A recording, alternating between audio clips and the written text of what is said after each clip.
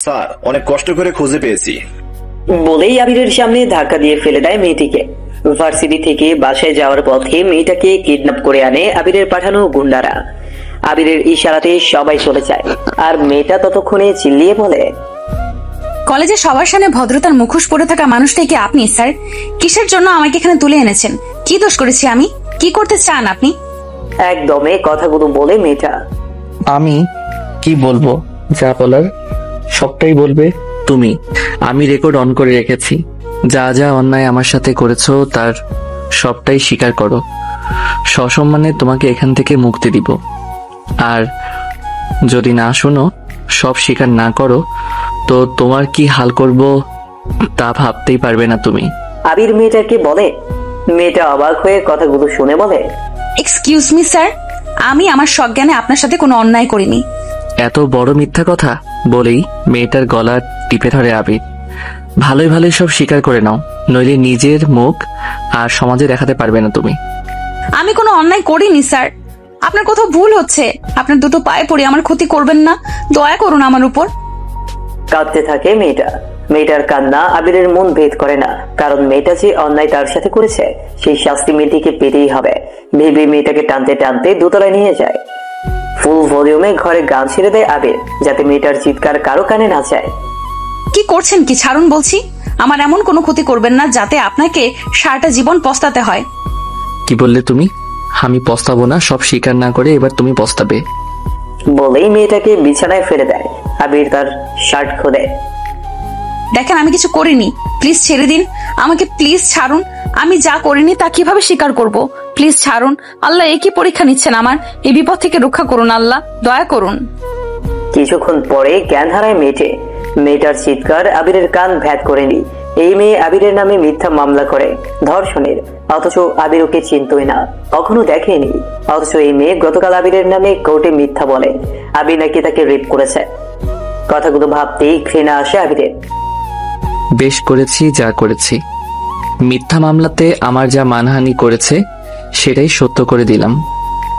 গান বন্ধ করে ওয়াশরুমে গিয়ে শাওয়ার শেষে নিচে আসে। এসে প্রায় 100টি মিসড কল দেখে ফোনে কল ব্যাক করতে যাবে, তখন আবার আসাদের ফোন আসে। রিসিভ করতেই, স্যার, ভুল হয়ে গেছে স্যার, মাফ করে দেন স্যার। আসাদ বলে, আবিরের পোষা গুন্ডার নাম আসাদ। কি যা তা বলছো? যা বলার সোজাসুজি ভাবে বলো। স্যার, আসলে ওই মেয়েটা মিস তিশা আমার সাথে দাঁড়িয়ে আছে। গেটটা একটু খুলবেন স্যার, সব বুঝিয়ে বলছি। আবির তাড়াতাড়ি গেট খুলে অবাক হয়ে যায়। এই যেন মেয়েটার কার্বন কপি, যাকে সে রেপ করেছে। আবির কিছু বোঝার আগেই ট্রিনা আবিরের পায়ে ধরে, আমাকে ক্ষমা করে দিন। আমি আসলে বান্ধবীদের সাথে বেদ ধরে আপনার নামে মিথ্যে মামলা করেছি। আমার কোনো দোষ নেই স্যার, ওদের জন্য রাগান্বিত হয়ে ভুল করেছি। স্যার, মাফ করে দিন। বলেই কান্না করতে থাকে। আবির ট্রিনাকে জোর করে উঠিয়ে সজোরে একটা থাপ্পড় দেয় আর বলে, লজ্জা থাকলে কেসটা তুলে নিবে, নইলে এমন জঘন্য অপরাধের জন্য টিসি দেওয়ার ব্যবস্থা করব। জীবনেও কোথাও পড়ার সুযোগ পাবে না। স্যার, আমি কেস তুলে নিয়েছি। স্যার, আমায় ছেড়ে দিন প্লিজ। দূর হয়ে যাও আমার সামনে থেকে। কখনো আমার সামনে আসলে খুন করে ফেলবো। এরপর আবির আসাদকে বলে, তুই ওকে কিভাবে পেলি? তাহলে আগে যাকে তুলে এনেছিস সে কে? জানি না স্যার, ওই মেয়েটা আসলে কে, দুজনে একই রকম হলো কিভাবে কিছু বুঝতে পারতেছি না স্যার, ক্ষমা করে দেন স্যার। দূর হয়ে যা সামনে থেকে। তোকেও কখনো সামনে পেলে তোকে খুন করে ফেলবো। আসাদ কোনো ক্রমে পালিয়ে আসে। সে জানে মিস্টার আবির চৌধুরী কতটা ভালো মানুষ, আবার কতটা ভয়ঙ্কর রাগে। আবির পাপ বোধে জ্বলছে, তাও সে উপরে গেল। দেখে মেয়েটার জ্ঞান এখনো আসেনি, নিজেই নিজেকে দোষারোপ করছে। এতটা জঘন্য কাজ সে কখনো করবে বলে ভাবেনি। আলমারি থেকে একটা শাড়ি বের করে আবির এরপর মেয়েটাকে কোলে তুলে নেয়।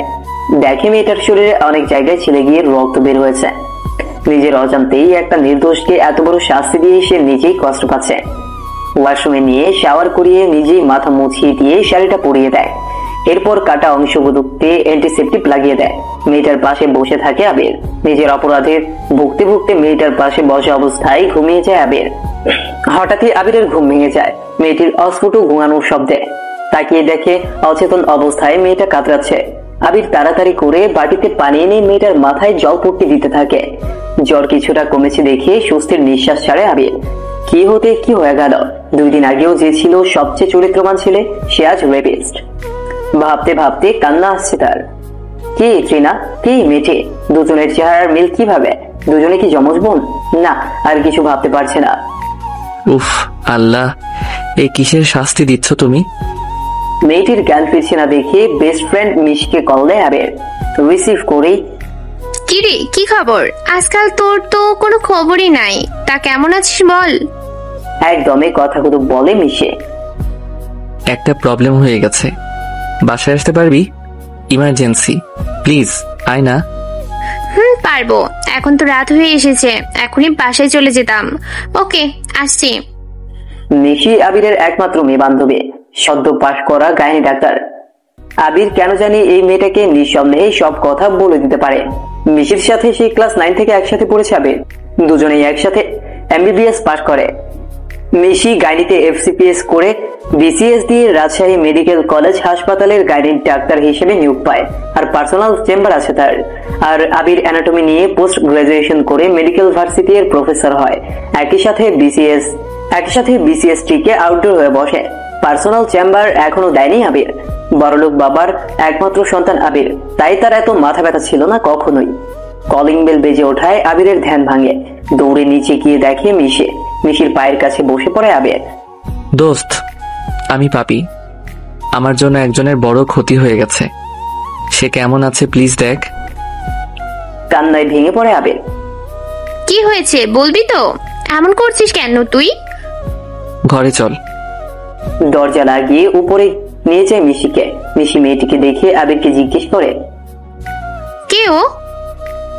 আবির মাথা নামিয়ে বলে, জানি না কে মেয়েটি, আমি ওর সাথে চরম অন্যায় করেছি। এরপর থেকে সে অজ্ঞান, এখনো জ্ঞান ফিরে আসেনি। তুই প্লিজ দেখ। তুই কি করেছিস ওর সাথে সেটা বল। রেপ। তুই এত নিচে নেমে গেলি কখন? আবির বলতো, লজ্জা করলো না তোর? তাও এখন বিপদে পড়ে আমায় ডেকেছিস। তোকে সব খুলে বলবো, প্লিজ আমায় ভুল বুঝিস না। আগে ওকে বাঁচা প্লিজ। তুই আমার সামনে থেকে এখন যা, ঘৃণা আসছে তোর প্রতি আমার। ছি। মিশি দেখে প্রচুর ব্লাড গেছে মেয়েটির। জ্বর এসেছে বলে আবির কম্বল দিয়ে রেখেছিল, আর খেয়াল করেনি। মিশি তাড়াতাড়ি মেয়েটির হাতে আইপি চ্যানেল ওপেন করে আবিরের ঘরে থাকা স্যালাইন সেট করে দেয়। ব্লাড বন্ধ করার ব্যবস্থা করে। জ্বরের ঔষধ দিয়ে দেয় স্যালাইনের মাধ্যমে। বেরিয়ে আসে আবিরের রুম থেকে। আবিরের কাছে পরে মিশি সব শুনে বলে, তুই রাগী ছিলি জানতাম, কিন্তু তাই বললে এতটা নিচে নেমে যাবি জানা ছিল না। বলেই আবিরের বাসা থেকে বের হয়ে যায় মিশে। আবিরের মনে পড়ে মেয়েটি ঘরে একা, তাই দরজা লাগিয়ে সোজা উপরে যায় আবির। রুমানা আবিরের বাসায় কাজ করে, ঘর গোছায়, রান্না করে। ওকে সকালে ছুটি দিয়েছে, তাই সে আজ একা। আবির মেয়েটির পাশে বসে টুলে বসে মেয়েটির দিকে তাকিয়ে আছে। কি নিষ্পাপ মেয়েটি! ঘুমন্ত অবস্থায় মেয়েটিকে খুব সুন্দর লাগছে দেখতে। নিজের প্রতি ঘৃণাতে ভিতরটা তিলে তিলে জ্বলছে। না পারছে কাউকে বলতে, না পারছে সহ্য করতে। ট্রেনা বাসাতে বসে বসে ভাবছে, এমনটা তো হবার প্ল্যান ছিল না। কিভাবে কি হয়ে গেল কিছুই তো বুঝলাম না। কি রে, কি ভাবছিস? সে বিকেল থেকে তুই চুপ আছিস, তোকে খুব টেন্স লাগছে। খুলে বল সবকিছু। প্ল্যান ভেস্তে গেছে, বুঝতে পারছি না কিভাবে কি হলো। কি বলিস? তোর জন্য এত কষ্ট করে প্ল্যান করলাম আর তুই বলিস ভেস্তে গেছে? কিভাবে কি হলো খুলে বল, আমার টেনশনে হাত পা কাঁপছে। আবির স্যারের হাত খুব লম্বা, যতটা দুর্বল ভেবেছিলাম তার কিছুই না। আজ আমাকে তুলে নিয়ে গিয়েছিল স্যারের বাসায়। কি বলিস? স্যার তোর কোনো ক্ষতি করেনি তো? না, আমি তো ভেবেছিলাম আজ আমি মার্ডারই হয়ে যাব, কিন্তু স্যার অবাক করে আমাকে একটা চড় মেরে ছেড়ে দিল। এটাই আমাকে ভাবাচ্ছে বেশি। আমি যা করেছি তার শাস্তি মাত্র এইটুকু? স্যারের সম্মান মাটিতে মিশিয়ে দিয়েছি, তাও স্যার কিচ্ছু বললো না রে। আমি তো আবারও স্যারের প্রেমে পড়ে গেলাম। তুই যা বলেছিস, স্যার যা হ্যান্ডসাম না, আমারও প্রেমে পড়তে ইচ্ছে করে। আর একবার এই কথা বলবি না, মেরে না তোর মুখ ভেঙে দিব।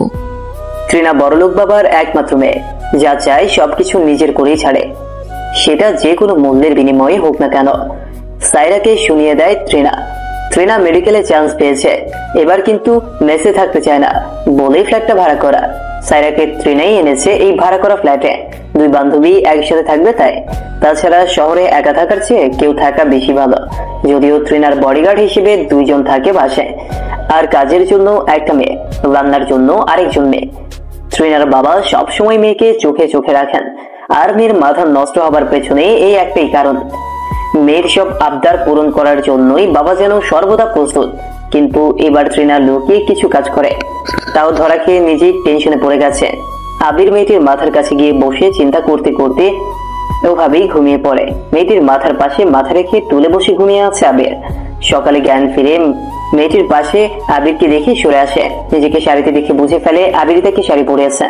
ঘৃণাতে মুখ ঘুরিয়ে নেয় মেয়েটা, অস্ফুট সরে বলে, ছি, মানুষ এত জঘন্য হয় কেন আল্লাহ। বলেই ফুপিয়ে কেঁদে ওঠে মেয়েটা। কান্নার শব্দে আবিরের ঘুম ভেঙে যায়। এখন কেমন আছো? আবির বলে মেয়েটিকে। সারা নেই মেয়ের, নিঃশব্দে কাছে সে। আমি জানি আমি অনেক বড় পাপ করে ফেলেছি। আমি আসলে জানতাম না তুমি আর ট্রিনা দেখতে একই রকম। ট্রিনা আমাকে মিথ্যা রেপ কেসে ফাঁসিয়ে আমার সম্মানহানি করেছে, তাই আমি রাগে ওকে তুলে আনতে বলি। কিন্তু আসাদ তোমাকে ট্রিনা ভেবে তুলে আনে, আর তুমি দেখতে হুবহু ট্রিনার মতো। মাথা খারাপ হয়ে গিয়েছিল তুমি স্বীকার না করায়। আমি খুব ভুল করে ফেলেছি, ক্ষমাও করতে পারবে না জানি। তুমি যা শাস্তি দিবে মাথা পেতে নিব। প্লিজ কথা বলো, আমাকে আর কষ্ট দিও না। তোমার সাথে করা অপরাধ বোধ আমাকে খুব কষ্ট দিচ্ছে। প্লিজ কথা বলো, চুপ করে থেকো না আর। প্লিজ মেয়ে, তোমার তো নামটাও জানি না, প্লিজ কিছু তো বলো। নাটক বন্ধ করেন। এর আর শাস্তির কথা বলছেন স্যার? আপনি পারবেন আমার সম্মান ইজ্জত ফিরিয়ে দিতে? পারবেন না। এই যে আমি একদিন ধরে নিখোঁজ, পারবেন আমার গরিব দুঃখী মায়ের মুখে হাসি ফোটাতে? পারবেন আমার বাবাকে বলতে আপনার নিষ্পাপ মেয়েকে ফিরিয়ে নিন? পারবেন সমাজকে বলতে আমি সতী? কি হলো, কথা কেন বলছেন না? জানি পারবেন না, তাই এক্ষুনি আমি চলে যাব এখান থেকে। পারবো না সব ফিরিয়ে দিতে, কিন্তু তোমাকে একাও ছাড়তে পারবো না। কোথায় যাবে আগে বলো, নাম কি তোমার? নাম দিয়ে কি করবেন? নিজের ভোগ তো মিটিয়েই নিয়েছেন। বিশ্বাস করো আমি অমন না। আবিরের কোনো কথা না শুনেই মেয়েটি হাতের স্যালাইন চ্যানেল টান দিয়ে খুলে ফেলে। এতে বের হয়ে আসে রক্ত। মেয়েটির কোনো চিৎকার না আসলেও যেন এই ব্যথা আবির পাচ্ছে। তাড়াতাড়ি হাতটা ধরে ফেলে, যেন তারই হাত কেটেছে। হাতটা ছাড়ুন। দেখছো না রক্ত বের হচ্ছে, থামো একটু। থাকার নাটক করতে হবে না বলে পাশের বক্স থেকে অ্যান্টিসেপটিক লাগিয়ে ব্যান্ডেজ দিয়ে হাতে বেঁধে দেয়। এবার হাত ছাড়িয়ে নিল মেয়েটে। বিছানা থেকে তাড়াহুড়ো করে উঠতে গিয়ে ব্যথাতে আর দুর্বলতাতে পড়ে যেতে শুরু করে। আবির ধরে নেয় মেয়েটিকে, খুব কাছে দুইজন দুজনের। ঘুর কাটিয়ে মেয়েটি বলে, স্বাদ মেটেনি তাই না? ছাড়ুন আমাকে। এমন একটা কথাতে রাগ আসে আবিরের, তাও ভালো করে বলে, তুমি এখনো অসুস্থ, রেস্ট নাও। নাস্তা নিয়ে আসি, খেয়ে নিবে। বলেই বের হয়ে যায় আবির। যাবার সময় দরজাটা বাইরে থেকে লাগিয়ে যায়। নিজেকে খুব ছোট লাগছে আজ নীরার। কিভাবে সমাজের কাছে মুখ দেখাবে, কিভাবে বাবা মায়ের মুখের সামনে দাঁড়াবে, কিভাবে বড় ভাইয়ার সামনে দাঁড়াবে, কিভাবে ক্লাসে যাবে, ভাবতে ভাবতে ফুপিয়ে কাঁদে অনেকক্ষণ। না, এই জীবন আর রেখে কি হবে? আমাকে ক্ষমা করে দিও আল্লাহ। বলেই বিছানার চাদর ভাগ করে কেটে ফেলে নীরা। পাশের বক্সে থাকা কেচি দিয়ে সেগুলোকে বেঁধে পেঁচিয়ে নেয়, আর ফ্যানের সাথে ফাঁস রেডি করে তাতে ঝুলে পড়ে নীরা। আবির খাবার নিয়ে এসে দরজা খুলেই চিৎকার করে খাটে উঠিয়ে মেয়েটিকে জড়িয়ে ধরে। ফাঁস থেকে মুক্ত করে মেয়েটিকে বিছানায় শুইয়ে দেয়। মেয়েটার মাথায় মাথা দিয়ে বলে, প্লিজ মাফ করে দাও, আর এমন করবে না কখনো। আবিরের চোখের পানি মেয়েটার মুখে পড়ছে। আবির উঠে বসে বলে, খাবার এনেছি, প্লিজ খাবে। আপনার হাতে খাবার খাওয়ার চেয়ে বিষ খাওয়া ভালো। এরই মাঝে মিশি ফোন দেয় আবিরকে। হ্যালো। মিশি বলল, কেমন আছে মেয়েটি? যেমন দেখে গিয়েছিলি, শুধু জ্ঞান ফিরেছে, আর একটু আগে আত্মহত্যা করতে গিয়েছিল। তা তো করবি, যে কোনো মেয়েই করবে। এখন কি করবি তুই সেটা বল। কি করতে বলছিস সেটা বল। বিয়ে করে নে। কি বলছিস এসব? তাহলে সে? চুপ কর, ভুলে যাও সব। বিয়ে করে নে, কখন আসবি সেটা বল। 11টায় ফাঁকা আছিস? না, 12টায় আয়। ওকে রাখ তাহলে। আবির খাবার নিয়ে মেয়েটির সামনে বসে খেতে বলে। খাবারগুলি ফেলে দেয় মেয়েটা। খাবার নষ্ট করা আবির একদম সহ্য করতে পারে না, রাগ করে বলে ওঠে, কত মানুষ একবেলা খেতে পায় না তুমি জানো? বলেই নিজ থেকে কুড়িয়ে খাবার নিজের মুখে দিল। এরপর মেয়েটাকে খাইয়ে দিল। মেয়েটিও আর কিছু না বলে খেয়ে নিল। তোমাকে আমার সাথে যেতে হবে, কাজ আছে, চলো। মেয়েটার কথা শোনার অপেক্ষা না করে তুলে নেয় আবির, কারণ জানে মেয়েটার হাঁটার শক্তি নাই। আবির মেয়েটিকে গাড়িতে বসিয়ে দিয়ে নিজেও তার পাশে বসে ড্রাইভারকে গাড়ি চালাতে বলে। ইশারায় ড্রাইভারকে এক জায়গায় যেতে বলে। হয়তো আবির আগেই লোকেশন বলে রেখেছে। তা কোথায় নিয়ে যাচ্ছেন আমাকে মিস্টার স্যার? গেলেই দেখতে পাবে মিস নীরা। নাম কিভাবে জানলেন? কিছুক্ষণ আগেও তো নাম জিজ্ঞেস করছিলেন। কিছুক্ষণ পরেই বুঝতে পারবে সেটা। আপনি সব পারেন, তুলে নিয়ে আসতে যখন পেরেছেন অন্য কাজও কোনো ব্যাপার না। একদম চুপ, বেশি কথা বলা পছন্দ করি না আমি। নিজের অসম্মানের কথা ড্রাইভারের সামনে বলা লাগবে নাকি? নীরার কানের কাছে ফিস ফিসিয়ে বলে। নীরাও আর কিছু বলে না। অন্যায় করে এখন ভালো মানুষ সাজা হচ্ছে। আর কত ন্যাকামি দেখতে হবে আল্লাহ জানে। গাড়ির জানলা দিয়ে বাইরে তাকিয়ে আছেন। প্রকৃতি দেখতে তার ছোটবেলা থেকেই খুব ভালো লাগে। আজ সব অসহ্য লাগছে, তাও নিজেকে মনে মনে দোষারোপ করছে। কিসের পাপের শাস্তি সে পাচ্ছে? গাড়ি এসে থামে একটা পার্লারের সামনে। আবির নিজে নেমে নীরাকে বের হতে বলে। নীরা নামতেই মিশি বলে, এই তো চলে এসেছো, তাড়াতাড়ি আসো, একটু না সাজলে হয় বলো? 1 ঘন্টায় খুব সিম্পল সাজিয়ে বাইরে আনে মিশি। শপিং সেই করেছে, একমাত্র ফ্রেন্ডের বিয়ে বলে কথা। নীরাকে এতই সুন্দর লাগছে যে আবির হা করে তাকিয়ে আছে মীরার দিকে। লাল শাড়ির সাথে খোলা চুলে লাল গোলাপ, চোখের কাজল, ঠোঁটে লাল লিপস্টিক। অল্প সাজিয়ে যেন নীরাকে লাল পরীর মতো লাগছে। এই যে মিস্টার আবির, দেখার সময় আরো আছে, এখন তো চোখ সরান নাকি? আবির লজ্জা পেয়ে চোখ সরিয়ে নেয়, কিন্তু আর চোখে বারবার নীরার চোখের দিকে তাকাচ্ছে, যেন বারবার প্রেমে পড়তে ইচ্ছে করে। আবিরকে নিজের গাড়িতে যেতে বলে আর বলে, নীরা আমার গাড়িতে যাবে বলে দিয়ে নীরাকে নিয়ে গাড়িতে উঠে মিশে গাড়ি চলতে শুরু করে কোর্টের উদ্দেশ্যে। সেখানে বিয়েটা হবে আবির প্লাস নীরার। আবির আমার বেস্ট ফ্রেন্ড, সেই ক্লাস 9 থেকে একসাথে পড়েছি। কখনো কোনো মেয়ের দিকে খারাপ চোখে দেখেনি। মেয়ে বন্ধু বলতে আমি ছিলাম তার জীবনে। কখনো ভুলেও আমার সাথে পড়াশোনার বাইরে কথা বলতো না। একটু বড় হবার পর সে পার্সোনাল টুকিটাকি কথা বললেও কোনো মেয়ের সাথে তার রিলেশন ছিল না। কাল রাত্রে চেম্বার থেকে ফেরার পথে তোমায় দেখে যাই। আবিরের মুখ থেকে ঘটনা শুনি, খুব বকি তাকে। এতটা রাগ করা তার উচিত হয়নি, তাই ভুল করে ফেলেছে। ক্ষমা করে দিও নীরা, জীবনে সুখী হবার চেষ্টা করিও। আবির খুবই ভালো ছেলে, তোমার সবচেয়ে কাছের মানুষ হবে, মিলিয়ে নিও। জি ম্যাম, মনে থাকবে। মনে মনে বলে, কখনো ক্ষমা করব না আপনাকে স্যার, আজীবন অভিশাপ দিয়ে যাব। যতই আপনি ভালো মানুষ সাজার চেষ্টা করেন, শাস্তি আপনাকে আমি দিবই। গুড গার্ল, কিন্তু ম্যাম নয়, আপু বলবে কেমন? জি আপু। গাড়িটা কোর্টে চলে আসে। নীরা নেমে দেখে আবির একটা ছেলের সাথে কথা বলছে। আরে তন্ময়, কখন এলে? এই তো আসলাম মাত্র। তোমার ভাই বলো বন্ধুই বলো, তার বিয়েতে না আসে পারি? তলে তলে প্রেম করেছে আবির, জানতামই না, তাই তো লুকিয়ে বিয়েটা আজ ছেড়েই নিতে যায়।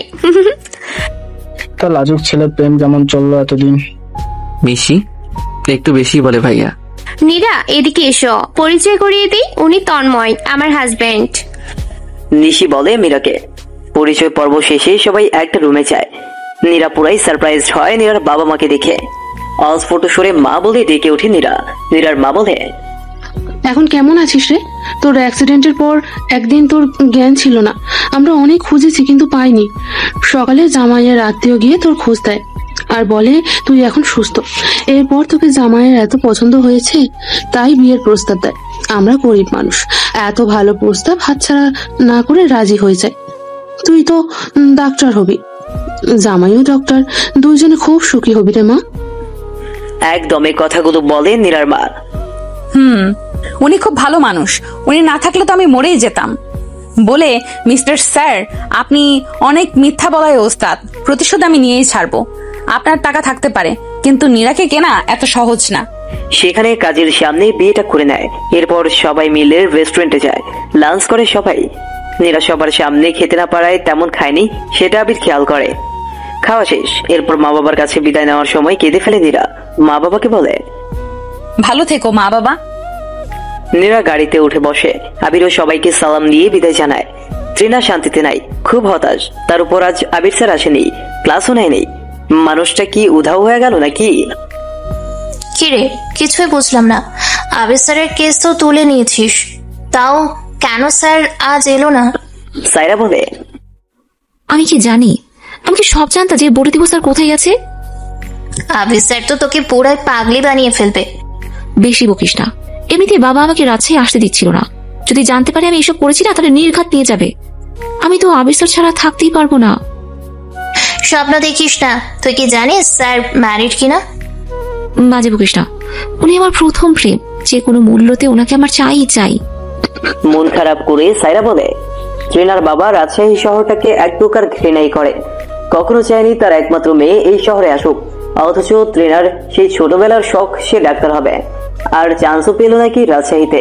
তাও চায়নি ট্রেনা আসুক এই অভিশপ্ত শহরে।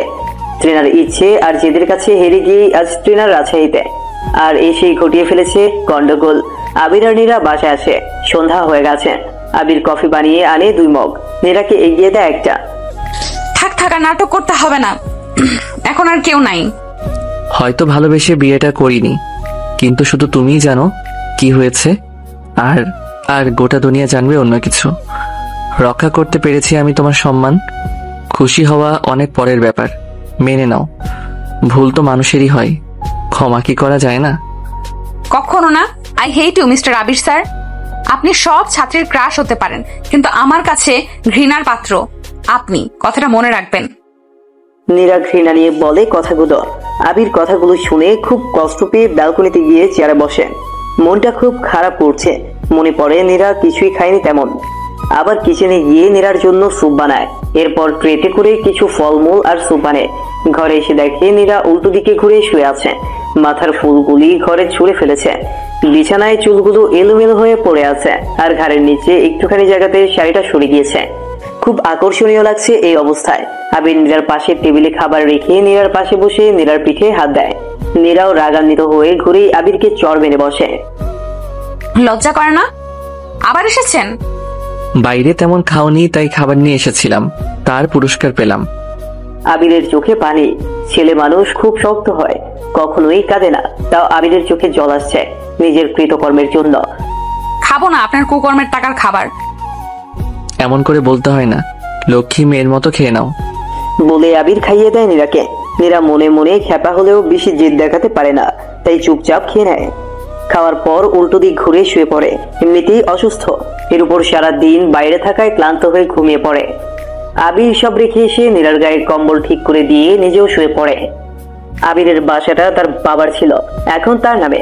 2 তলা বাসায় পুরোটাই যেন আধুনিকতার ছোঁয়া। দামি দামি ফার্নিচার আর ঘর সাজানোর কৃত্রিম ফুল চারদিকে।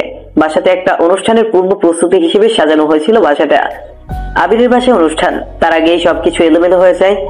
নীরা ভোরে ঘুম থেকে উঠে দেখলো তার চারদিকে অনেকগুলো sari, 3 piece, gown, tops, makeup box, matching অলংকার সবকিছুই রাখা। নীরার চোখ দুটো আবিরকে খুঁজছে, কিন্তু আবিরকে না দেখে সবকিছু সরিয়ে নিচে নামতেই মাথার উপর ফুলের পাপড়ি পড়া শুরু করে। নীরা বেশ উপভোগ করে এই ব্যাপারটা। এরপর আবির এসে হাত তালি দিয়ে বলে, শুভ জন্মদিন ম্যাডাম। নীরা ভুলেই গেছিল আজ তার জন্মদিন, কিন্তু আবিরকে দেখেই চাপা ক্ষোভ তৈরি হয়। আমার জন্মদিন আপনি জানলেন কিভাবে? সারপ্রাইজ। হ্যাঁ তাই তো, এসব না করে গলা টিপে মেরে ফেললেও তো পারতেন মিস্টার আবির স্যার।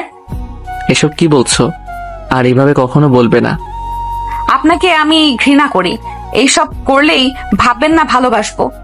বাদ দাও, নাস্তা করো। আর এগুলোর মাঝে এক সেট পরে রেডি হয়ে থাকিও, দাওয়াত দিয়েছে তোমার ফ্যামিলি, যেতে হবে। নাস্তাতে পাউরুটি, কলা, ফল আর চা দেখে নীরার খুব রাগ হয়। ইচ্ছে করেই ঘরের মাঝে কলার খোসা ফেলে দেয়। খায় আর মনে মনে বলে, এগুলো কি মানুষ খায়? সেই সব খেয়ে অভ্যস্ত না, তাই আবির বাইরে থেকে এসে কলার খোসা না দেখেই পা দেয় আর স্লিপ খেয়ে নীরার উপর পড়ে যায়। নীরা আবিরকে সরিয়ে দিয়ে বলে, লজ্জা করে না? আর এমন যেন না হয়। আবির উঠে দেখে কলার খোসা, একটু রাগী সুরে বলে, এটা এখানে কোত্থেকে আসলো? নীরা কলার খোসা দেখিয়ে মিটি মিটি হেসে বলল, সরি, আসলে মাফ করবেন। নীরার হাসি মুখ দেখে আবির বেশ খুশি হয়। হাঁটলে যেন নীরাকে অপসরের মতো লাগছে। এতটা সুন্দর সে দেখতে যেন সারা জীবন এইভাবেই চেয়ে থাকা যায়। কি দেখেন, এত বেশিক্ষণ কেউ চেয়ে থাকলে আমার লজ্জা লাগে। এখন যান, আমি রেডি হব। আবির চলে যায়। নীরার শাওয়ার শেষে হালকা পিঙ্ক কালার একটা শাড়ি বেছে নেয়। শাড়িটা পরে চোখে কাজল দেয় গাঢ় করে, কিন্তু মেকআপ সে করে না। পিঙ্ক কালার চুড়ি গহনা পরে নেয়। চুলগুলো খোলা রেখে পাশের ফুলদানি থেকে গোলাপ নেয়। আবিরই আনিয়ে রেখেছে হয়তো। মাথার এক পাশে ফুল গুছে দেয়। বাইরে বের হয় নীরা। নিচে আবির সোফায় বসে আছে। নীরাকে দেখে একভাবে তাকিয়ে আছে আবির। এত সুন্দর একটা মানুষ হয় কিভাবে? নীরা আবিরের ধ্যান ভাঙিয়ে বলে, এই যে আপনার জন্য সাজিনি যে এইভাবে দেখবেন। তো কার জন্য সেজেছো? সবাইকে বলেছেন আপনি ভালোবেসে বিয়ে করেছেন। নিজেকে সুখী না দেখালে তো আবার আপনার অপমান।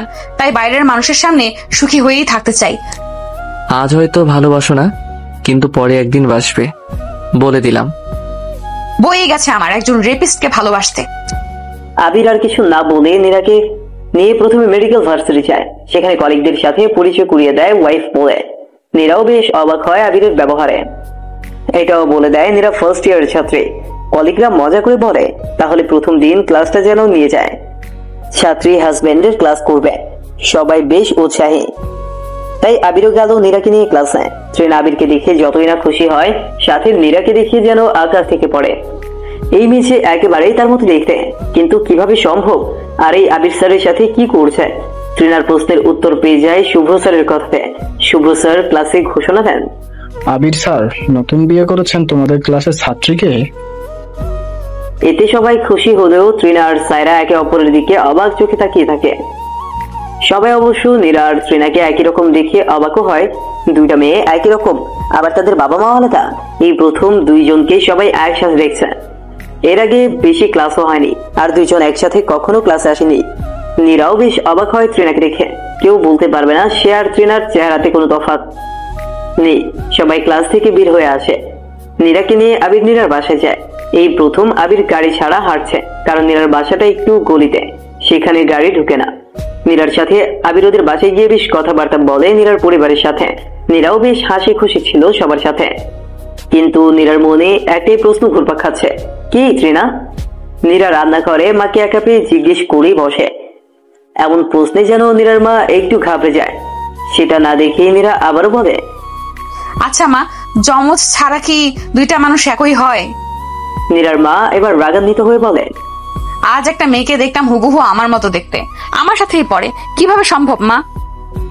নীরার মায়ের ব্যবহারও নীরাকে অবাক করে দেয়। আমি কি জানি, হতেও পারে। কিছুই না বলে চলে আসে সে। খাওয়া দাওয়া করে বিকেলে বের হয়ে যায় আবির আর নীরা। আবির নীরাকে বলে নদীর ধারে ঘুরতে যাবে, কিন্তু নীরা যেতে চায় না। তাই তারা বাধ্য হয়ে বাসায় ফিরে আসে। ট্রিনা সকালে নীরাকে দেখার পর থেকে খুব টেনশনে আছে। এও কি সম্ভব? তার মতো দেখতে হুবহু আরেকজন মেয়ে, তার উপর যাকে পাবার জন্য এত কিছু হলো, আজ সেই মেয়ে তার বউ। অতীতের কথা চিন্তা শুরু করে। ট্রিনাদের প্রথম ক্লাসটাই ছিল আবির স্যারের। প্রথম দেখায় ক্রাশিত হয় ট্রিনা।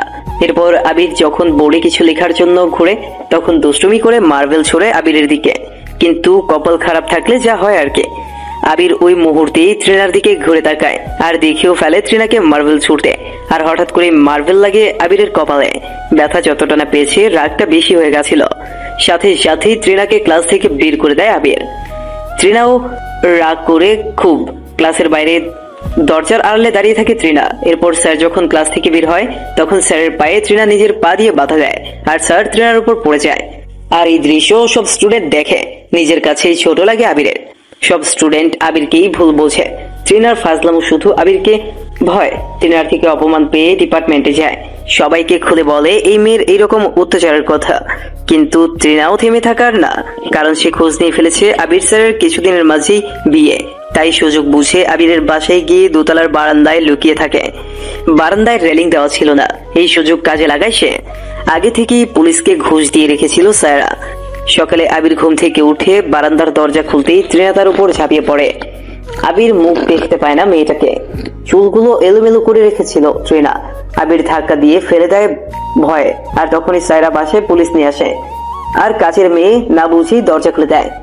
বাড়ি সার্চ করে মেয়েটি সহ আবিরকে এক রুমে পেয়ে সাথে সাথে অ্যারেস্ট করে আবিরকে। আর সায়রা ত্রিনাকে নিয়ে মামলা করায় ধর্ষণ মামলা। এতে কোর্টে গিয়ে মিথ্যা সাক্ষী দেয় সায়রা আর ত্রিনা, কিন্তু আবির প্রমাণ পাচ্ছে না নিজেকে নির্দোষ প্রমাণ করার। আবির উকিলের মাধ্যমে জামিন নেয় সব প্রমাণ করে দিবে বলে।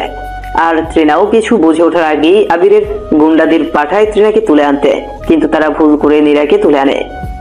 ত্রিনা এতক্ষণে বুঝতে পারে সেদিন কেন ত্রিনাকে সহজে মুক্তি দেয় আবির। সায়রাকে জিজ্ঞেস করে কি করবে এখন, কিন্তু সায়রাও সমাধান দিতে পারে না। এবার ত্রিনা তার বাবাকে ফোন লাগায়। হ্যালো ড্যাডি, তুমি কেমন আছো? কি রে মামুনি, কাঁদছো কেন? কি হয়েছে বলো? ত্রিনা আবিরের সাথে ঘটে যাওয়া ঘটনার কথা বলে, কারণ জানে তার বাবাই তাকে সঠিক সমাধান দিবে। ত্রিনার বাবা মেয়ের কাণ্ডে অবাক হয়ে বলেন, আবিরের থেকেও ভালো ছেলের সাথে তোমার বিয়ে দিব, চিন্তা করিও না মামুনি। না, আমি আবিরকে চাই। আমি আবিরকে না পেলে বাঁচবো না। এইসব কি বলছো তুমি? এমন পাগলামি কখনো করো না সোনামণি। তুমি এটা বলো, ওই মেয়ে মানে আবিরের বউ যাকে দেখলাম, সে আমার মতো দেখতে হলো কিভাবে? ত্রিনার বাবা একটু চিন্তিত গলায় বলেন, কিভাবে সম্ভব? তুমি তো আমার একমাত্র মেয়ে। জমজ না হলে দুজন কি হুবহু হয়? আর তাছাড়া যাই হোক, আমি ওই নীরাকে মেরে ফেলবো, তাও ভালো আবিরের বউ আমি হতে চাই। ত্রিনার বাবার মহা টেনশন ছিল, মেয়ে তার পাগল হয়ে গেছে। তাই মেয়েকে বলে খুব শীঘ্রই ফিরে আসছে রাজশাহীতে মেয়ের কাছে। ত্রিনাও খুশি হয় ড্যাডিকে অনেকদিন পর দেখতে পাবে। তাই আবির নীরাকে ভালোবেসে বিয়ে না করলেও ভালোবেসে ফেলেছে 2 দিনে। মেয়েটার সৌন্দর্য, ঝগড়া করার স্টাইল, রাগ করা, নীরা যাই করুক না কেন নীরাকে পছন্দ করে ফেলেছে জীবন সাথী হিসেবে। নীরা ঘরে মুখ উল্টো দিক করে শুয়ে আছে। আবির পাশে গিয়ে বসতেই নীরা চিৎকার করে, এক্ষুনি ঘর থেকে বের হন। বিয়ে করেছেন বলে কিনে নেননি, যা ইচ্ছা তাই করবেন। কি করলাম? এত রাগ কিসের নীরু? আমার নাম নীরা, নীরু না। আমি তো ভালোবেসে নীরু ডাকলাম। ভালোবাসা মাই ফুট। আমি আপনাকে ঘৃণা করি। এমন করছো কেন?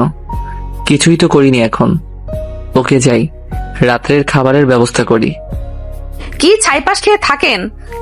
ওগুলো আমার সামনে আর আনবেন না। আমি কি করব? রোমানাকে তো ছুটি দিয়েছি, সে থাকলে রান্না করে ভালো। এখন যদি তুমি রান্না করো তাহলে। কি? সরি, ভুল হয়ে গেছে।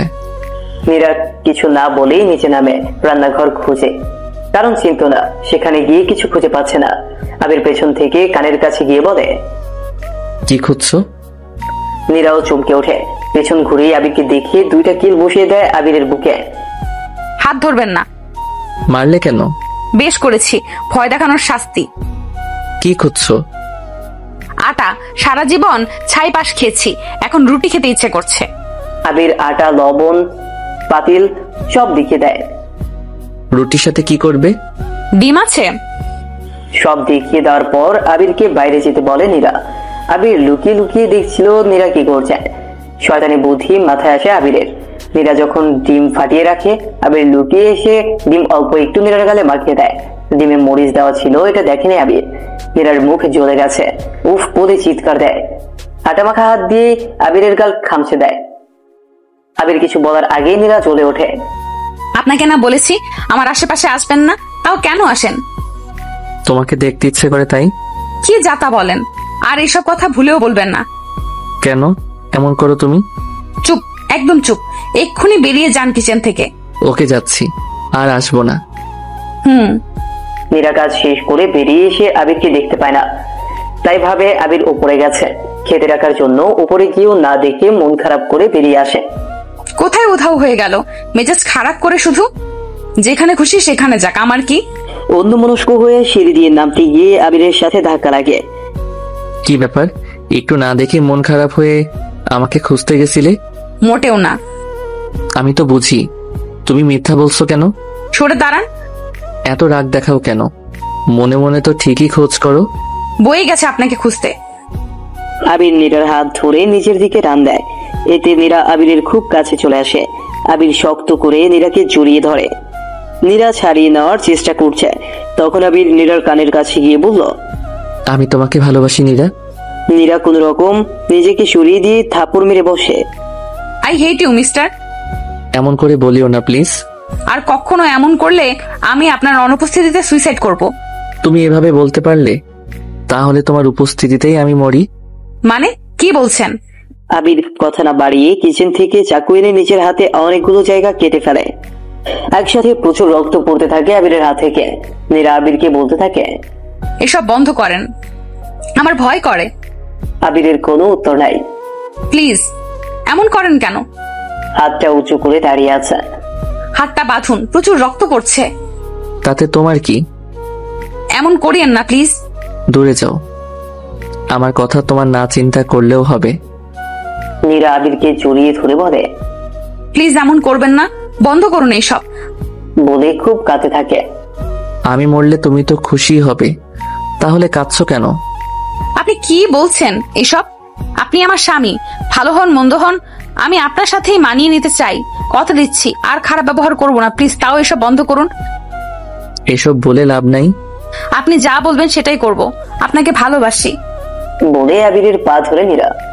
আরে কি করছো এসব? তোমার স্থান আমার পায়ে নয়, হৃদয়ে। যদি ভালোবাসি তাহলে এসব বন্ধ করবেন। হ্যাঁ ভালোবাসি, তাও বন্ধ করেন। আবির যাই হোক নীরাকে কাঁদাতে চায় না, তাই উপরে গিয়ে নিজের হাত ব্যান্ডেজ করে নিচে নেমে আসে। ততক্ষণে দেখে নীরা যেখানে দাঁড়িয়েছিল সেখানেই দাঁড়িয়ে আছে। নীরাকে হাসানোর জন্য বলে, তোমার কোমল হাতের তৈরি খাবার খাইয়ে দিবে না? দেব। বলে রেডি করে দেয়। নীরা আগে আবিরকে খাইয়ে নিজেও খায়। নীরা বলে, হাত কেটেছেন, ইনফেকশন হতে পারে, অ্যান্টিবায়োটিক আছে না বাসায়? ঘরে আছে। ওকে, ঘরে যান, পানি নিয়ে আসছি। বলে আবির চলে যায়। নীরা নিচে সব ঠিকঠাক করে পানি নিয়ে উপরে গিয়ে আবিরকে ওষুধ খাইয়ে দেয়। নিজের দুঃখকে মাটি চাপা দিয়ে আরেকজনের সেবা করা লাগছে। আবির বিছানায় শুয়ে পড়ে। নীরাও এক পাশে শুয়ে কষ্টগুলোর কথা ভাবতে ভাবতে ঘুমিয়ে যায়। সকালে নীরার ঘুম ভেঙে দেখে আবির তাকে জড়িয়ে ধরে ঘুমিয়ে আছে। যেন নিষ্পাপ চেহারা আবিরের। ঘুমন্ত অবস্থায় খুব মায়াবী লাগছে। বেশি কিছু না ভেবে আবিরকে সরিয়ে দিল নীরা। উঠে ফ্রেশ হয়ে কিচেনে গিয়ে খাবার বানিয়ে এসে আবিরকে ডাক দেয়। আবির উঠে না দেখে আবিরের কপালে হাত দিয়ে দেখে আবিরের জ্বর এসেছে। তাও আবিরকে ডেকে তুলে ফ্রেশ হতে বলে। আবির নীরার কথা শুনে ফ্রেশ হয়ে নীরার কথা মতো খাবার খেয়ে ওষুধ খেয়ে নেয়। চুপচাপ শুয়ে না থেকে গোসল করে আসেন, এতে জ্বর কমবে। জানি, কিন্তু ঠান্ডা লাগে তো। তাড়াতাড়ি করবেন। আবির ওয়াশরুমে গিয়ে 5 মিনিটে শাওয়ার শেষ করে এসে ঠান্ডা থেকে বাঁচতে নীরাকে জড়িয়ে ধরল। আমি কি কম্বল নাকি? কম্বলের নিচে যান, কাজ আছে কিছু। আমার থেকেও বড় কি কাজ শুনি? ঘরটা এলোমেলো হয়ে আছে, গোছাতে হবে। ও নিয়ে তোমার টেনশন করতে হবে না। কেন? রোমানা আজ আসবে। কে এসে? এই বাসার সব দায়িত্ব তার। চাচি হয়, দুঃসম্পর্কের আত্মীয়, কিন্তু আমি ছোট থেকেই রোমানা বলেই ডাকি। ও কখন আসবে? একটু পরেই। কে বলল? সেই ফোন দিয়েছিল কাল। এতদিন কোথায় ছিল? বাড়ি গিয়েছিল। ছুটি দিয়েছিল তাই না? কেন বলো তো? কিছু না, বুঝলাম অন্যায় করার জন্যই বাড়ি ফাঁকা করেছিলেন। যা ভাবছো তাই ঠিক। কি ভাবলাম? কিছু না। কিছুক্ষণ পর কলিং বেল বাজে। নীরা দরজা খুলতে যায়। মেয়েটা প্রবেশ করে নীরাকে জিজ্ঞেস করে, কে তুমি? এখানে কি করছো? আপনি কে? তার আগে বলো তুমি কে? যাই হোক, আবির কোথায়? সে তো বাসায় আছে। সরো আমার সামনে থেকে। বলেই নীরাকে সরিয়ে ভেতরে ঢুকে সে। আরে কোথায় যাচ্ছেন? কে আপনি? তা তোমার জেনে লাভ কি? তোমাকে কি এই বাড়িতে নতুন কাজে দিছে নাকি? রোমানা কোথায়? কি যাতা বলছেন? আবির রুমে আছে তাই না? আমি কাজের লোক না, আবিরের বউ আমি। হোয়াট? জি হ্যাঁ। আবির বিয়ে কবে করলো? মজা নাও। দিয়ে উপরে যেতে থাকে। আপনি পরিচয় না দিয়ে ভেতরে যেতে পারবেন না। এই ফকিনের মেয়ে, তুই কে রে আমাকে আটকানোর? তুমিও কাউকে অপমান করতে পারো না? আবির বলে। চিল্লাচিল্লি শুনে আবির নিচে নামতে গিয়ে এই কথা শুনে ফেলে। তাই আবির এসব বলছোটা কি? তুমি অন্য কারোর জন্য আমাকে অপমান করছো? মেয়েটি বলে আবিরকে, দেখো, আমার কাছে তোমার কোনোই ভ্যালু নাই। হয়তো ছিল কোনো একদিন, এখন কিছুই নেই। তুমি চলে যেতে পারো, আর আমার সাথে কন্ট্যাক্ট করার চেষ্টাও করিও না। আবির বলে মেয়েটাকে। মেয়েটা আবিরের কলার ধরে বলে, আবির, তুমি এসব বলছোটা কি? তুমি অন্য কারোর জন্য আমাকে অপমান করছো? এত বড় কথা তুমি আমায় বলতে পারো না আবির? আমি তো তোমায় ভালোবাসি। তার চেয়েও বড় কথা, 2 দিন পর আমাদের বিয়ে। সবকিছু ঠিক ছিল, কিন্তু তুমি মাঝখানে এমন কথা কেন বলছো আবির? মেয়েটাকে সরিয়ে দিয়ে, দেখো অনু, মেয়েটার নাম অনন্যা। আবির অনু বলে ডাকে। তোমাকে আমার বিয়ে করা সম্ভব না, কারণ আমার বিয়ে হয়ে গেছে নীরার সাথে। নীরার কাঁধে হাত রেখে বলে আবির। তুমি আমার সাথে ফাজলামি করছো তাই না আবির? কতটা ভালোবাসি তার পরীক্ষা নিচ্ছ তাই না? ফাইজলামি করার কোনো মোডে আমি নাই মিস অনু। এটা বিশ্বাস করি না। বিয়ের 2 দিন আগে এসব কি বলছো তুমি? দেখো অনু, তোমাকে আমি মন থেকে কখনোই ভালোবাসিনি। বাবা বিয়েটা ঠিক করেছিলেন বলে মত দিয়েছিলাম, কিন্তু আমি বিয়ে করেছি আমার প্রেমিকা নীরাকে। তার সাথেই সংসার করব সেটা তোমার বাবাকে জানিয়ে দিয়েছি। তাও কেন তুমি এখানে এসেছো? আমি চাই তুমি আমাকে কখনো বিরক্ত করবে না। আবির বলে অনুকে। নীরা আবিরের কাছ থেকে সরে এসে বলে, বিয়ে যখন ঠিকই করা ছিল তাহলে বিয়ে করতে কি প্রবলেম? আর আমি আপনার প্রেমিকা ছিলামও না, হবও না কখনো। বিয়ে করে সুখী হয়েন, আমি চলে যাব এই বাসা থেকে। বলেই নীরা উপরে চলে যায়। নীরা, ভুল বুঝো না। আবিরের কথা নীরা শোনেও না। এটা বিশ্বাস করি না। বিয়ের 2 দিন আগে এসব কি বলছো তুমি? বাহ আবির বাহ, তুমি একটা অমানুষ। বাহ আবির বাহ, তুমি একটা অমানুষ। নইলে আমার সাথে এমন করতে না তুমি।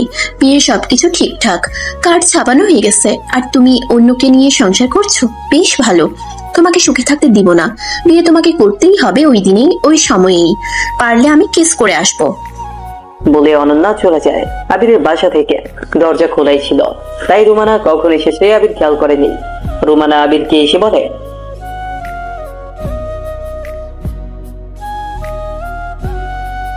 খালা তুমি এসেছো, ভালো করেছো।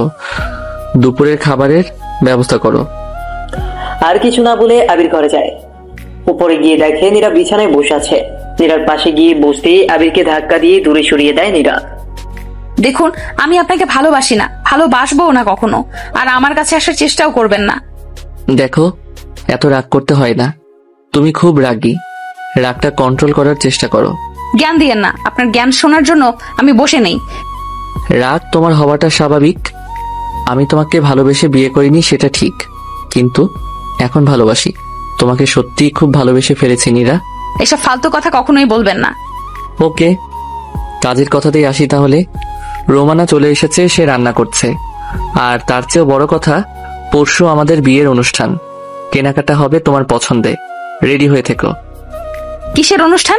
আমি এর মাঝে নাই। দেখো, সব সময় জেদ ভালো না।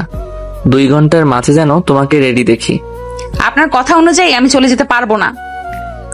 আবির একটু রাগ করে নীরাকে হঠাৎই কোলে নিয়ে ওয়াশরুমে গিয়ে ভিজিয়ে দেয়। নীরা আবিরকে মারতে থাকে খুব, কিন্তু তাও ছাড়ে না। আবির আর নীরা দুজনেই ভিজে গেছে। তখন নীরা বাধ্য হয়ে শাওয়ার শেষ করে। আবির ততক্ষণে বের হয়ে গেছিল। নিজে পরিষ্কার হয়ে নীরার জন্য ড্রেস রেডি করে দেয়, গয়না সহ। নীরা রাগ করে থাকলেও রেডি হয়। আবির ডাইনিং টেবিলে বসে আছে আর রুমানা খাবার দিচ্ছিল। তখন নীরা নিচে নামে। নীরাকে দেখে কিছুক্ষণ তাকিয়ে থেকে তাড়াতাড়ি খেয়ে নিতে বলে। নীরাও কথা না বাড়িয়ে খেয়ে নেয়, কারণ জানে ঝগড়া করে লাভ নাই। আবির নীরাকে রুমানার সাথে পরিচয় করিয়ে দেয়। রুমানাও বৌমা বলে খুব সুন্দর করে মেনে নেয়। এরপর 2 জনে শপিং এ যায়। বিয়ের ড্রেস কিনে আবির। নীরার পছন্দেই।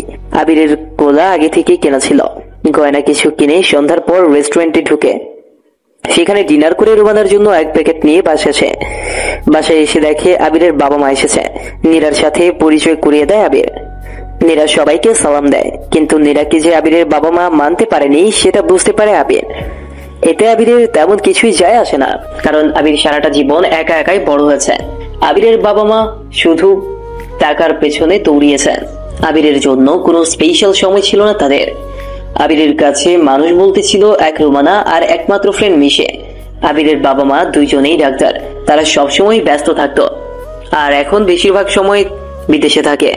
যেখানে টাকা বেশি তারা সেটাকেই বেছে নিয়েছে। কিন্তু আবিরের জন্য কোনো আদর ভালোবাসা ছিল না কোনোদিনও। আবিরের ইচ্ছে ছিল শিক্ষক হবার, কিন্তু বাবা মায়ের এগোর কাছে হেরে গিয়ে মেডিকেলে ভর্তি হতে হয়। সেখানে পড়াশোনা শেষ করে প্রফেসর হয়ে শিক্ষক হবার ইচ্ছেটাই শুধু পূরণ করতে পারে। ট্রেনার বাবা আসে সেদিন রাত্রে। ট্রেনা তার বাবার গলা জড়িয়ে কি যে কান্না করে তা বলার মতো না। ট্রিনার বাবাও একটু আবেগে, তাই মেয়ের জন্য সবকিছু করতে চায়। ট্রিনার বাবা প্ল্যান করে নীরার জায়গাতে নীরাকে সরিয়ে দিবে।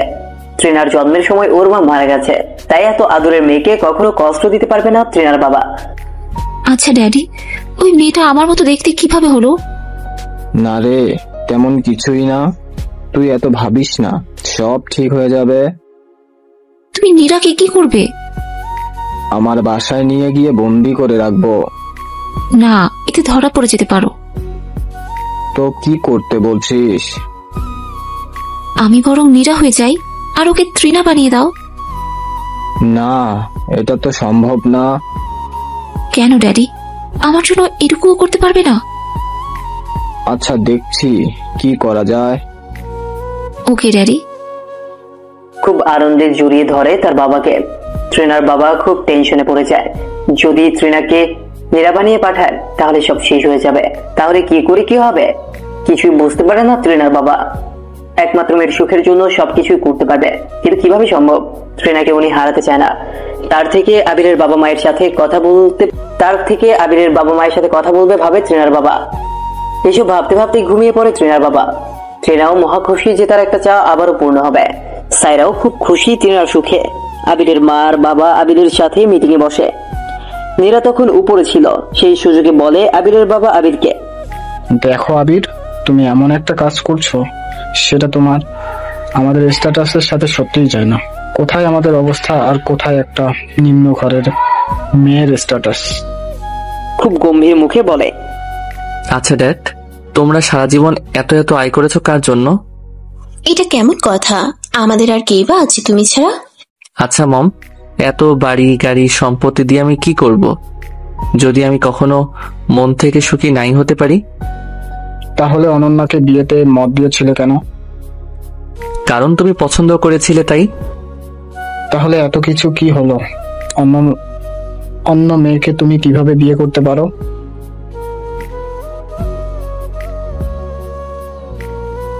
এটা একটা অ্যাক্সিডেন্ট ছিল, কিন্তু বিয়ের পর আমি নীরাকে ভালোবেসে ফেলেছি। কিসের অ্যাক্সিডেন্ট? আমি তোমাদের এত কিছুর জবাব দিতে পারবো না মম।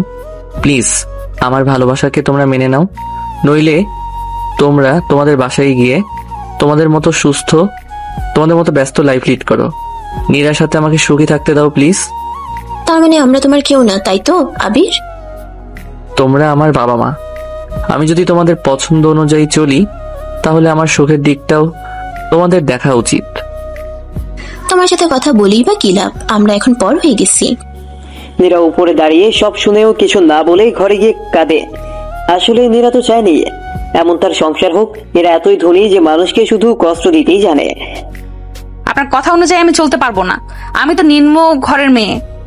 এই বাড়িতে থাকা আমার সত্যি অনুচিত। কাল সকালে চলে যাব। এমনটা ভাবতে ভাবতে ঘুমিয়ে পড়ে। মিটিং শেষ করে আবিরের মনও খারাপ। ঘরে এসে দেখে নীরা ঘুমিয়ে গেছে, তাই নীরাকে আর জাগালো না। বিছানার এক পাশে সেও শুয়ে পড়ে। আবিরের বাবা মা একটু রাগারাগি করেই নিচের বাসায় চলে আসে। সকাল সকাল আবিরের বাবার ফোনে একটা নাম্বার থেকে ফোন আসে। জরুরি ভিত্তিতে আবিরের বাবাও দেখা করতে রাজি হয়ে যায়। আবিরের বাবা আর ট্রিনার বাবা একটা রেস্টুরেন্টে দেখা করে। ট্রিনাকে দেখার পর আবিরের বাবা যেন অবাকই হয়। পুরোই নীলার মতো দেখতে, কিন্তু পোশাকগুলোই শুধু শর্টকাট।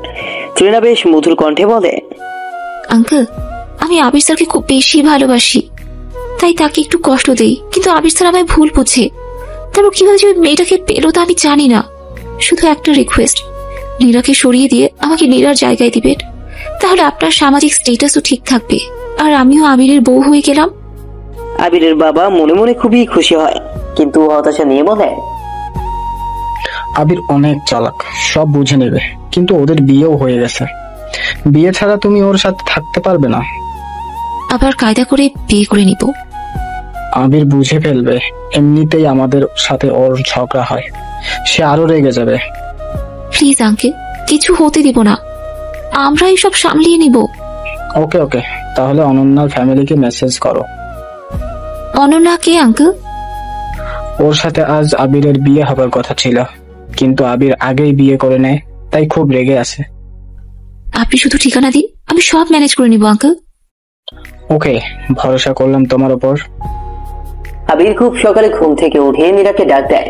নীরা সারা দেয় না দেখে নীরার ঘুমন্ত কপালে কিস করে আবির, আর তখনই নীরা টের পেয়ে যায়। দেখুন, এসব আমি পছন্দ করি না। তা কি জানেন না? জানি তো, কি করব বলো? যান, বাইরে যান, আর আসবেন না এখানে। আচ্ছা, একটা কথা তো বলো, তুমি কি কাউকে ভালোবাসো? আমাকে কি বাজারের মেয়ে মনে হয় যে আমি কাউকে ভালোবাসবো? আমি এসব মিন করে বলিনি, ভুল বুঝছো।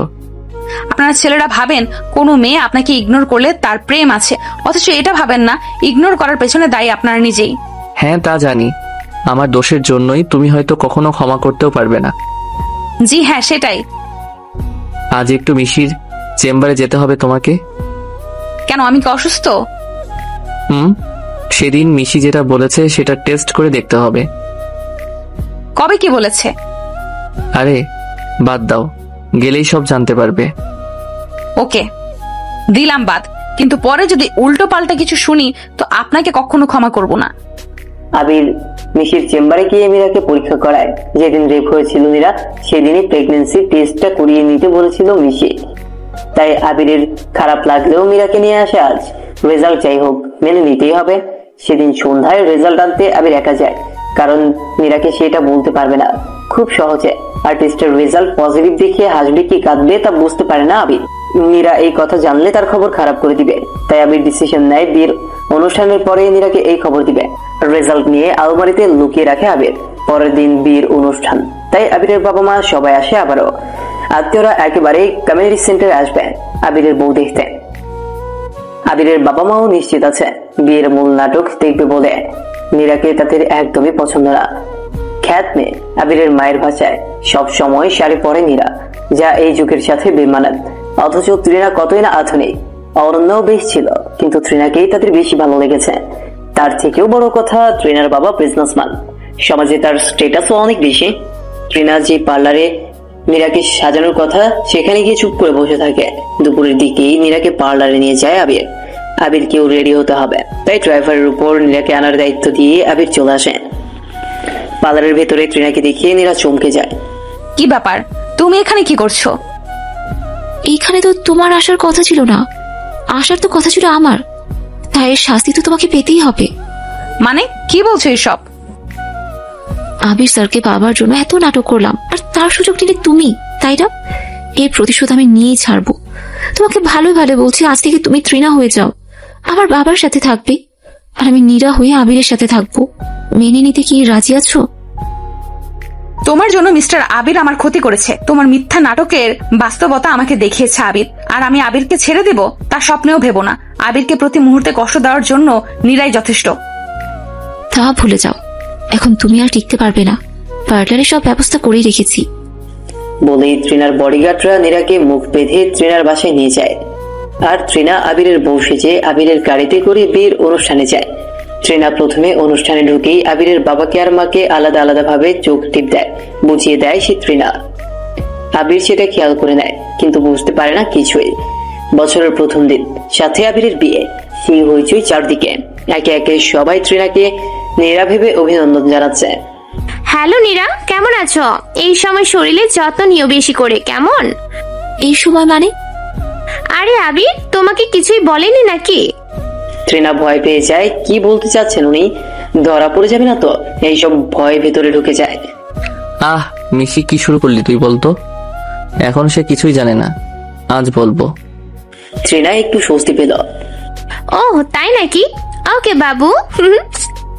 নীরার মা এসে তৃণাকে জড়িয়ে ধরে।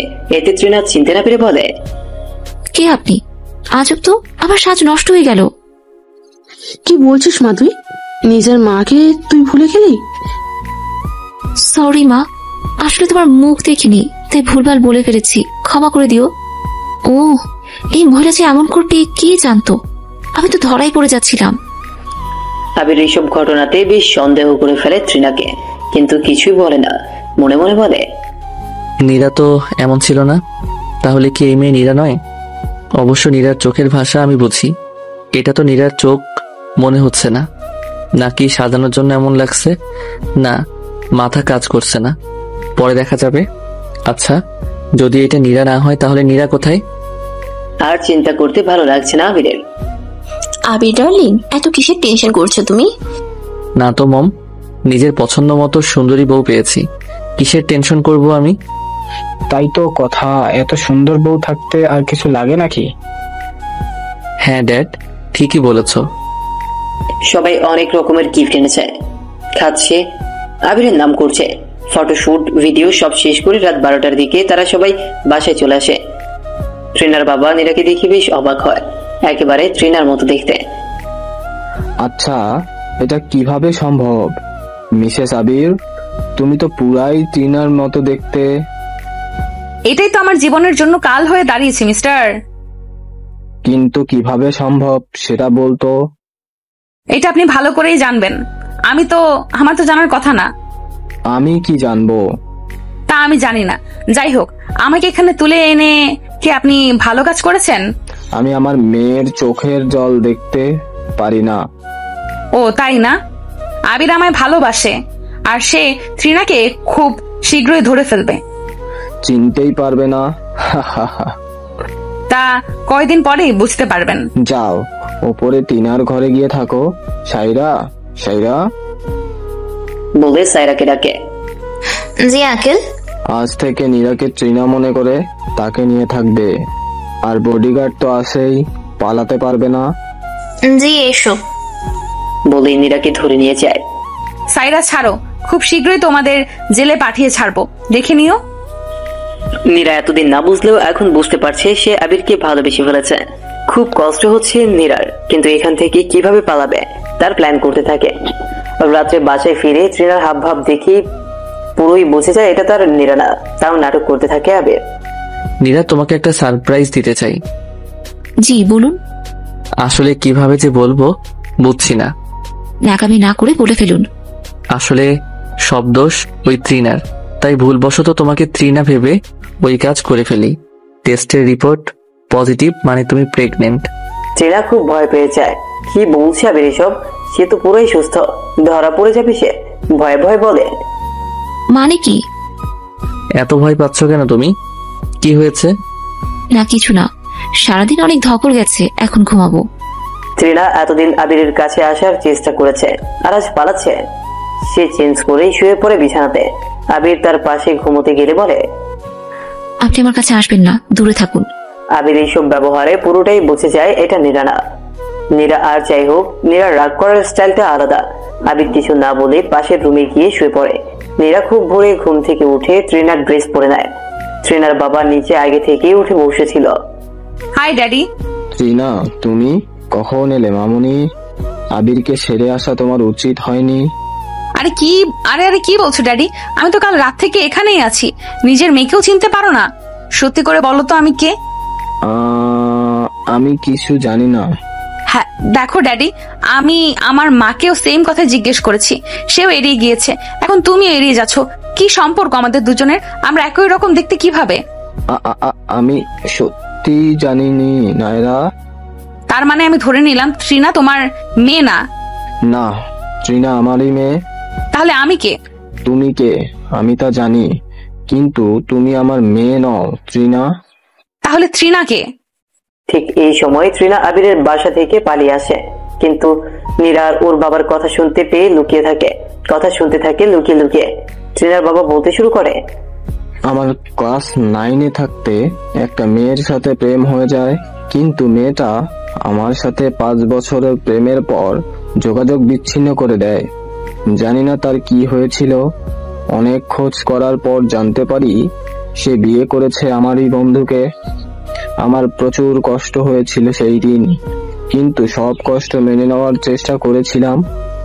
কিছুদিন পর শুনতে পাই তার ছেলে হয়েছে।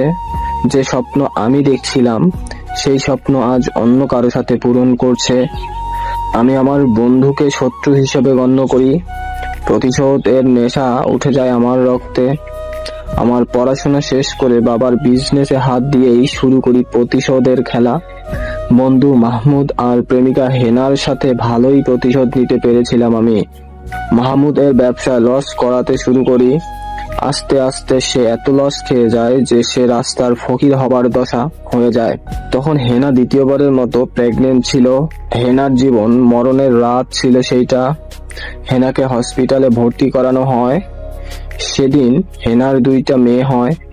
হেনার জ্ঞান ফিরতে অনেক সময় লাগে, আর তখন ডাক্তার এর বিল যত হয় সেটা শোধ করার ক্ষমতা ছিল না মাহমুদ আর হেনার।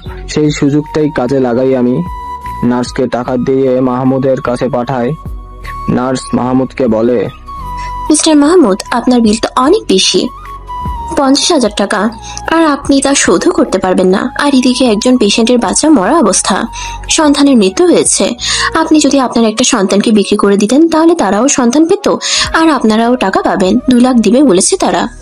মাহমুদ খুব লোভী হয়ে উঠেছিল তখন, তাই নার্স এর সাথে রাজি হয়ে যায়। বিক্রি করে দেয় তার এক মেয়েকে। আসলে সেদিন আমার স্ত্রী মারা যায়নি, কারণ আমি তো বিয়েই করিনি।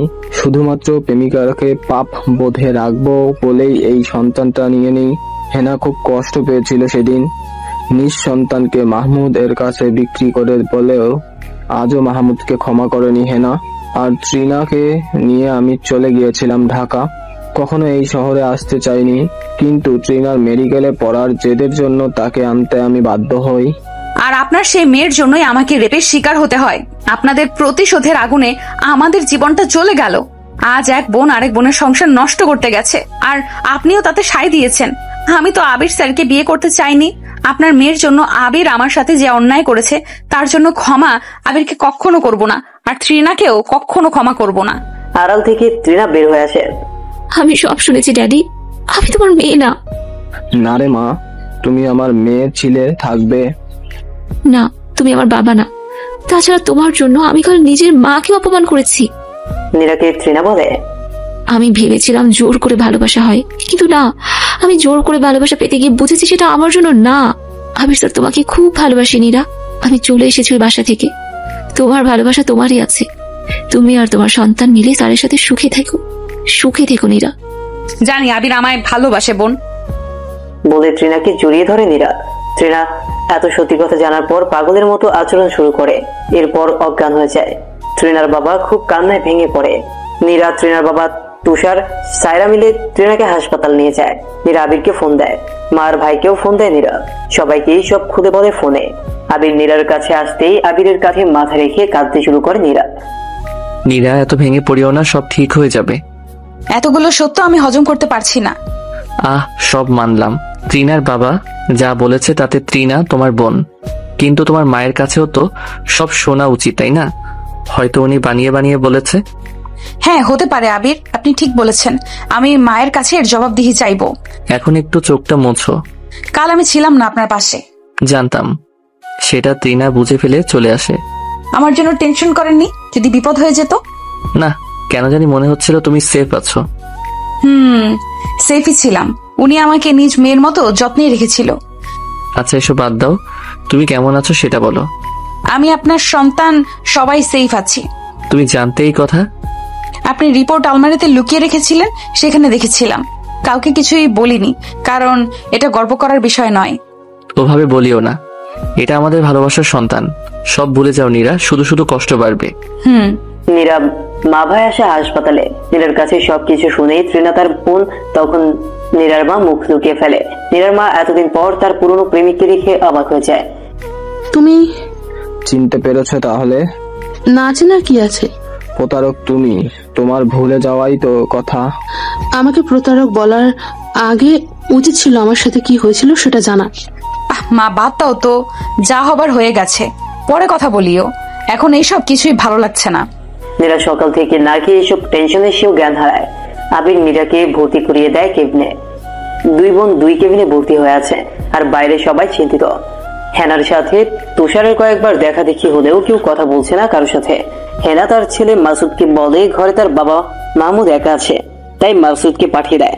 হেনা আবিরকেও বাড়ি পাঠিয়ে দেয়। আবির আর কিছু মনে না করে বাসে চলে আসে। 2 মেয়ে এক কেবিনে আছে।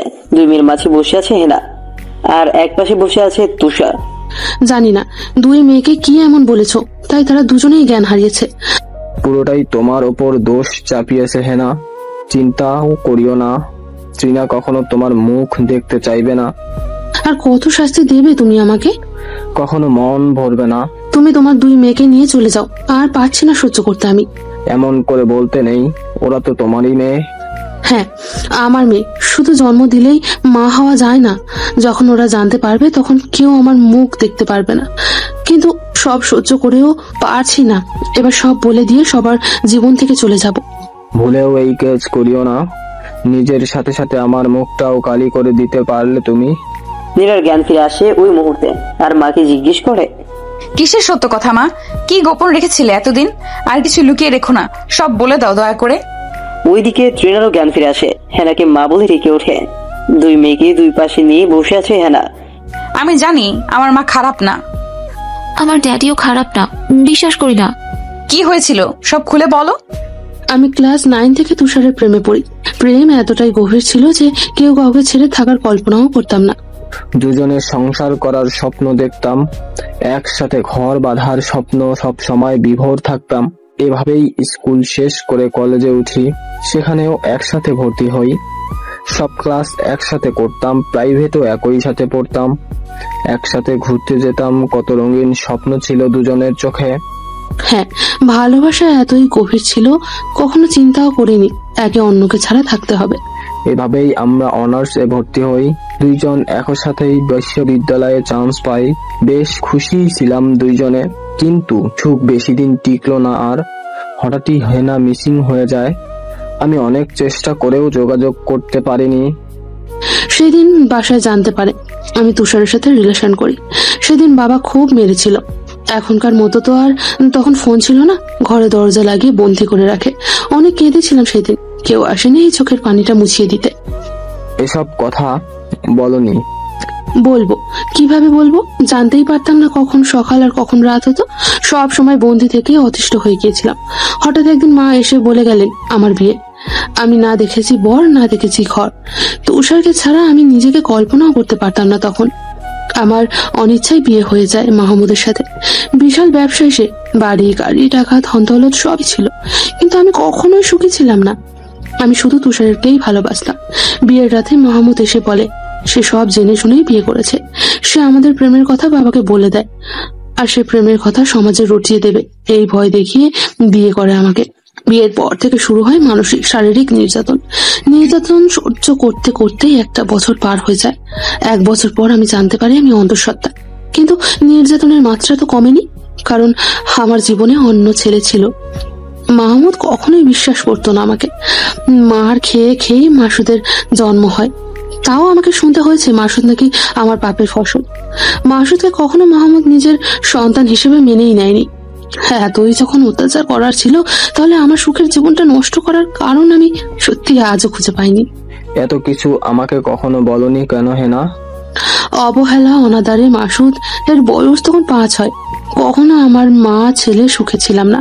সব সময় সংসারের কাজ করাতো সে, আর আমার একটু অসাবধানতা হলেই লাথি চাচা আমার যেন পাওনা হয়ে গিয়েছিল। কিছুদিনের মাঝেই জানতে পারি মাহমুদ পরনারীতে আসক্ত। এই কথাটা আমাকে মোটেও অবাক করেনি, কারণ যার নিজের চরিত্র খারাপ সেই অন্যকে খারাপ ভাববে। এইভাবে মাসুদের বয়স 6 বছর হয়ে যায়। মাসুদ তখন আমার মার আর নিজের মার খেয়ে অভ্যস্ত হয়ে গেছে। একদিন সকালবেলা জানতে পারি মাহমুদের গ্রামের সকল পুকুরে মাছ একসাথে বিষ খেয়ে মারা গেছে। 5টা পুকুরে মাছ ছিল। একদিনে এত লস খেয়ে মাহমুদ পাগলের মতো চিৎকার করতে থাকে। সেদিন জিজ্ঞেস করাতে আমাকে কুকুরের মতো পেটায়, বলে আমার জন্যই তার লস হয়েছে। মুখ বুঝে মার সহ্য করেছিলাম। এরপর সেদিন দুপুরবেলা খবর আসে মাহমুদের 3টা গার্মেন্টস এর ফ্যাক্টরিতে আগুন লাগে। একদিনে 100 কোটি টাকার লস খাত মাহমুদ। এত লস খেয়ে কিছু করতে না পেরে বাড়িটা বন্ধক রেখে লোন তুলে আবার বিজনেস শুরু করবে ভাবে, কিন্তু পার্টনারের ধোকা দেয়। সব টাকা মেরে নিয়ে পালিয়ে যায়। সেদিন লোনের টাকা দিতে না পেরে 1 মাসের মাঝে আমাদের বাড়ি থেকে বের করে দেয়। বাড়ির বাইরে আমি আর মাসুদ বসেছিলাম। তখন খবর আসে মাহমুদ অনেক ড্রিঙ্ক করে গাড়ি চালাতে গিয়ে অ্যাক্সিডেন্ট করে। এই সব ক্ষতির পিছনে আমিই ছিলাম। কি? তোমার ধোকা পেয়ে নিজেকে প্রতিশোধের আগুনে জ্বালিয়ে নিয়েছিলাম তাই। কিন্তু জানতাম না তুমি কত কষ্ট পেয়েছ। শুধু নিজের কষ্ট দেখেছিলাম, আর কিছুই দেখিনি। এরপর একটা লোক এসে চিঠি দিয়ে যায়। চিঠিতে একটা ঠিকানা ছিল, উপশহরের একটি বাড়ির ঠিকানা। সেখানে স্পষ্ট লেখা ছিল আমি যেন একা যাই। মাসুদকে হাসপাতালে বাবার পাশে এক নার্সের দায়িত্ব রেখে সেই ঠিকানাতে যাই। যা দেখলাম বেশ অবাক হয়ে গিয়েছিলাম আমি। এ যে আমার তুষার। এত বছর পর সামনে দেখে হাসবো কি কাঁদবো কিছু বুঝে হতাশ হয়ে দাঁড়িয়েছিলাম আমি। তুষার আমায় অবাক করে দিয়ে বলে, এখন তোমার অনেক বিপদ তাই না হেনা? আমি কিছু না বলে কেঁদে ফেলি। সে কিছুই না বলার সুযোগ দিয়ে বলে সব কষ্ট দূর হয়ে যাবে একটু ত্যাগ করলে। তুষার সেদিন মাহমুদের সব চিকিৎসার খরচ দিতে চায়, বিনিময়ে একটা শর্ত আছে, মাহমুদকে ডিভোর্স দিতে হবে। কিন্তু এই ডিভোর্সের কথা কেউ জানবে না কখনো। আমি কথা বলতে পারিনি। ডিভোর্স পেপার রেডি ছিল, সেখানে অনেক ভেবে সাইন করে দিই। তুষার মাহমুদের চিকিৎসা আর আমাদের মা ছেলে থাকার ব্যবস্থা করে দেয়। এইভাবে আমি তুষারের পাঠানো টাকাতেই চলতে থাকি। তুষার কখনো তার ঠিকানা আমায় বলতো না, ঠিক সময় মতো টাকা চলে আসতো। এরপর এইভাবেই একটা বছর কেটে যায়, ডিভোর্স দেয়া পঙ্গু স্বামী আর ছেলেকে নিয়ে। মাহমুদ সুস্থ হবার কোনো আশাই ছিল না, তাও তার সেবা করতাম। মাহমুদ কথাও বলতে পারে না, সাথে হুইল চেয়ার ছাড়া চলতে পারে না, তাই তুষার একজন কাজের লোক পাঠায়। সেই ছেলেই মাহমুদের সব সেবা যত্ন করত। এরপর একদিন তুষার আমাকে ডেকে পাঠায় এক ঠিকানাতে। আমি যেন পুতুল হয়ে গিয়েছিলাম। তুষার যা বলতো তা শুধু করতাম, কিন্তু তুষারকে কিছুই বলতাম না। সেই দিন তুষার একটা কাগজে সাইন করতে বলে, আমি করে দিই। এরপর চলে আসার সময় আর আসতে পারিনি। তুষার আমায় কাছে টেনে নেয়, কিন্তু সকালবেলা আমাকে বের করে দেয়। এইভাবে সে প্রায় আমাকে ডেকে পাঠাতো সেই ফ্ল্যাটে। আমি যেতে বাধ্য ছিলাম, কারণ আমি পড়াশোনা বেশি করিনি, না করি কোনো চাকরি। এইভাবে চলার কিছুদিন পর আমি জানতে পারি আমি মা হতে চলেছি। আমি কখনো তুষারকে এই খবর দিইনি, সে নিজেই জেনে নেয়। সব সময় খোঁজ রাখতো সেইভাবেই হয়তো।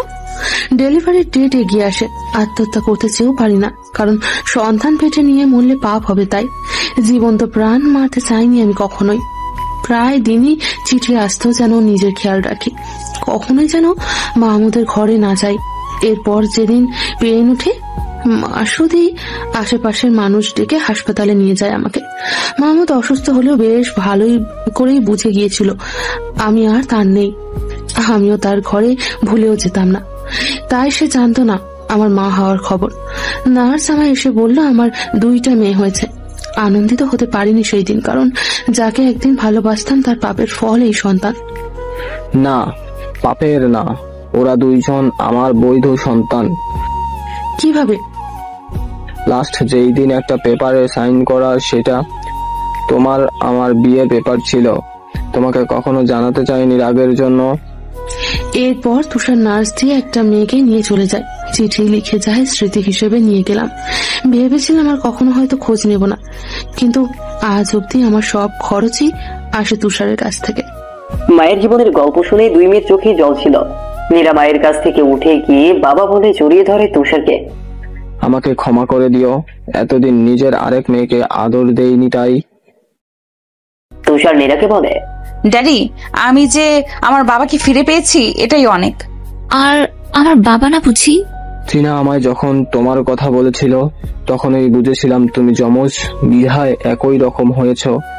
কিন্তু যখন টিনা তোমার বরকে চায় তখন খুব কষ্ট পেয়েছিলাম যে 2টা মেয়ে সব পছন্দ একই কেন হলো। এরপর আর দেরি না করে চলে আসি টিনার কাছে। আবিরের সম্পর্কে সব খোঁজ খবর নেই, আগে আবিরের মম ড্যাডের সাথে দেখা করতে তাদের সব খুলে বলি। এরপর ত্রিনাকে খুশি করতে আবিরের কাছে ত্রিনাকে যেতে দিলেও সব ঘটনা আবিরকে খুলে বলি বিয়ের অনুষ্ঠানের দিন রাতেই। তাই আবির খুব একটা টেনশন করেনি তোমাকে নিয়ে। নীরাকে এই কথাগুলো বলেই ত্রিনাকে বলে, আমাকে ক্ষমা করে দিও, আমি চাইনি তুমি তোমার বোনের স্বামীকে ভালোবাসো। যাই হোক, নিজের ভুল বুঝতে পেরেছো, এটাই অনেক। সরি বাবা, মাফ করে দিও বোন। ত্রিনা 2জনকেই বলে। অনেক রাত হওয়াতে 2জন গল্প করতে করতে ঘুমিয়ে পড়ে এক বেডে।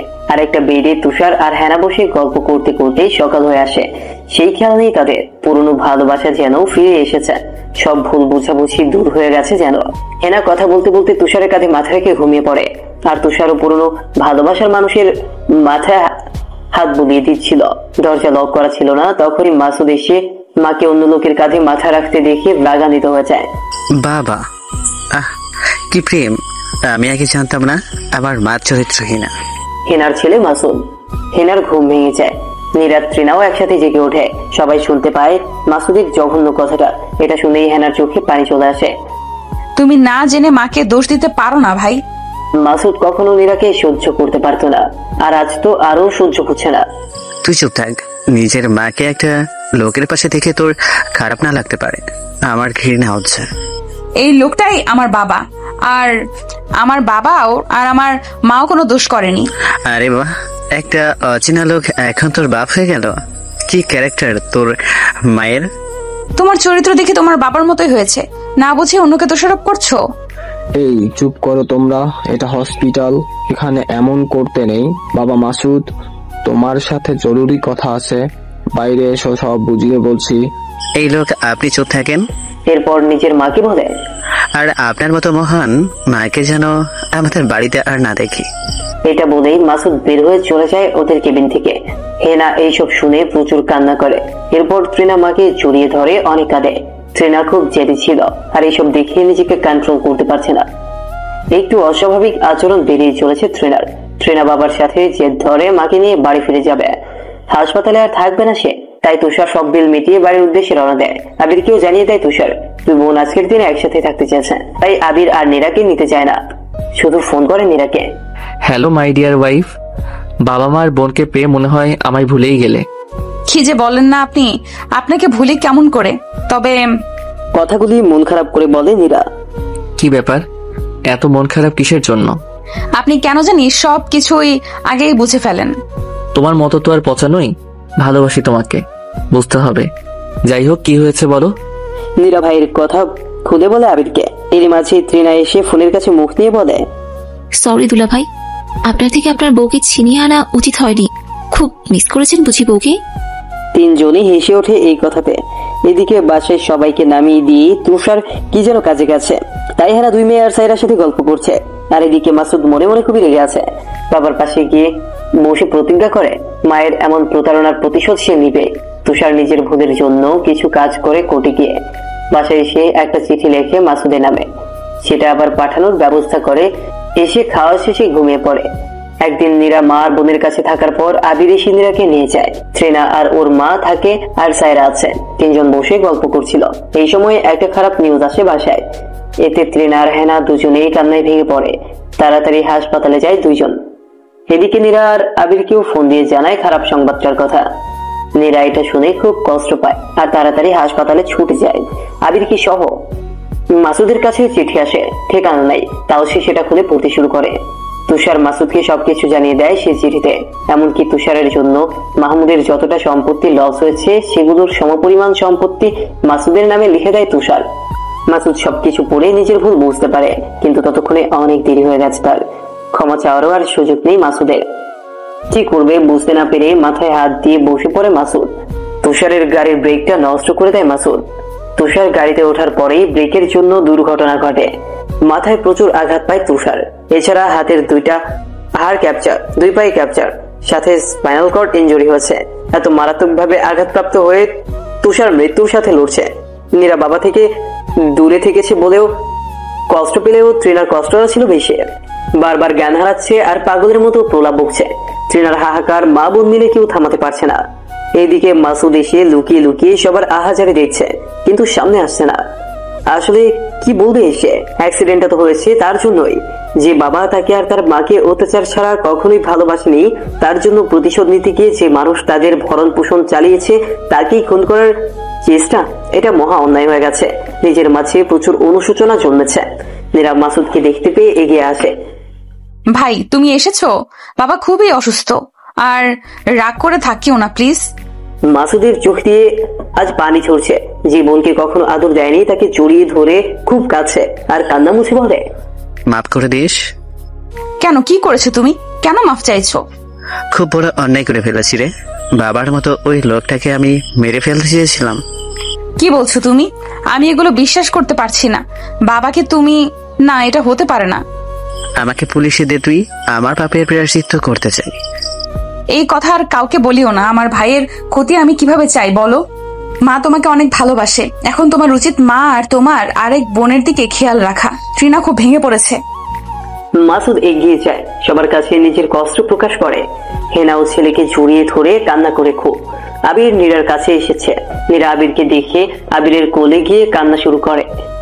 এত টেনশন করো না নীরা, দেখিও বাবাও ঠিক হয়ে যাবে।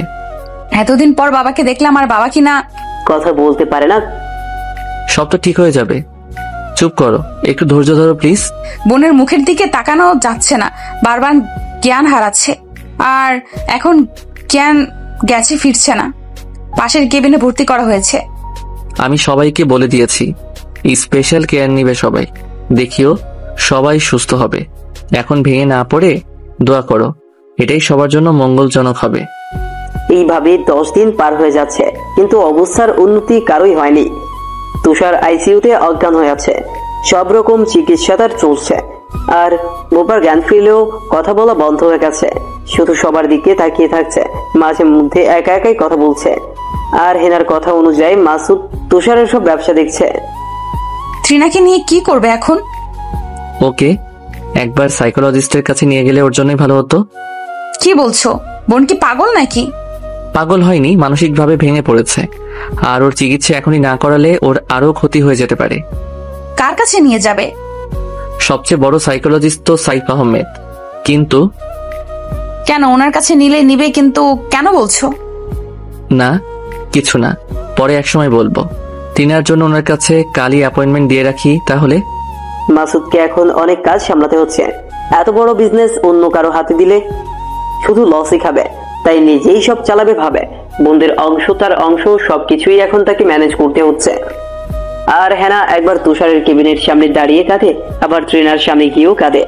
আবির নীরা এসেছে সাইকোলজিস্ট সাইফ আহমেদের কাছে। ট্রেনা অনেক ডিপ্রেশনে আছে, সেটা ডাক্তার সাহেব বললেন। ভেতরে রোগীর সাথে একজন যাবে, তাই আবির বাইরে বসে থাকে আর নীরা ভেতরে যায়। ট্রেনার হয়ে নীরাই সব কথা বলে ডাক্তারকে। ডাক্তার সাহেব দুই বোনের দিকেই তাকিয়ে আছে। দুইজনই হুবহু দেখতে আর অসম্ভব দেখতে সুন্দরী দুইজন। ডাক্তার 15 দিনের ঔষধ দিয়েছে ট্রিনাকে, আর 15 দিন পর ট্রিনাকে আবার দেখতে যায়। আবির, নীরা আর ট্রিনাকে নিয়ে ট্রিনাদের বাসে যায়। আসলে ট্রিনাকে জানতে দিবে না, তাই তুষার বলেছিল এটা ভাড়া বাসা, কিন্তু এটা তুষারেরই বাসা। মাসুদও বিজনেস সামলানোর জন্য এই বাড়িতে থাকছে, আর মাহমুদকে দেখার জন্য তো নার্স থাকে। সেটা নিয়ে মাসুদের কোনো মাথা ব্যথা আর নেই। তুষারের অবস্থা ভালো হয়নি এখনো, লাইফ সাপোর্টে বেঁচে আছে। 25 দিন হয়ে গেল। ট্রিনা ওষুধ খেয়ে একটু কথা বলছে সবার সাথে, কিন্তু কিছুক্ষণ পর পর ড্যাডি তুমি কোথায় বলে কান্না করে আবার চুপ হয়ে যায়। এখন একটু হলেও মা বোনকে চিনতে পারছে ট্রিনা। কিছুদিন তো নীরাকেও ও রায়না ভাবতো, নীরার সামনে গেলেও ভাবতো ও রায়না এসেছে, তাই নীরাকে বলতো। অনেকটা ছোট বাচ্চাদের মতো হয়ে গেছে ট্রিনা এখন। নীরা ও ট্রিনাকে নিয়ে খুব চিন্তিত। এতদিন পর বাবা আর বোনকে পেয়ে বাবা হাসপাতালে, আর বোন ট্রিনা পাগল হয়ে যাচ্ছে। এত সব টেনশনে নীরা আবিরকে এতটুকু সময়ও দিতে পারছে না। আজ আবিরের অনেকগুলি ক্লাস নিতে হবে, তাই আবির নীরাকে সঙ্গ দিতে পারেনি। নীরা একাই ট্রিনাকে নিয়ে ডাক্তারের কাছে যায়। ডাক্তার সাইফ আহমেদের সামনে বসে আছে নীরা আর ট্রিনা।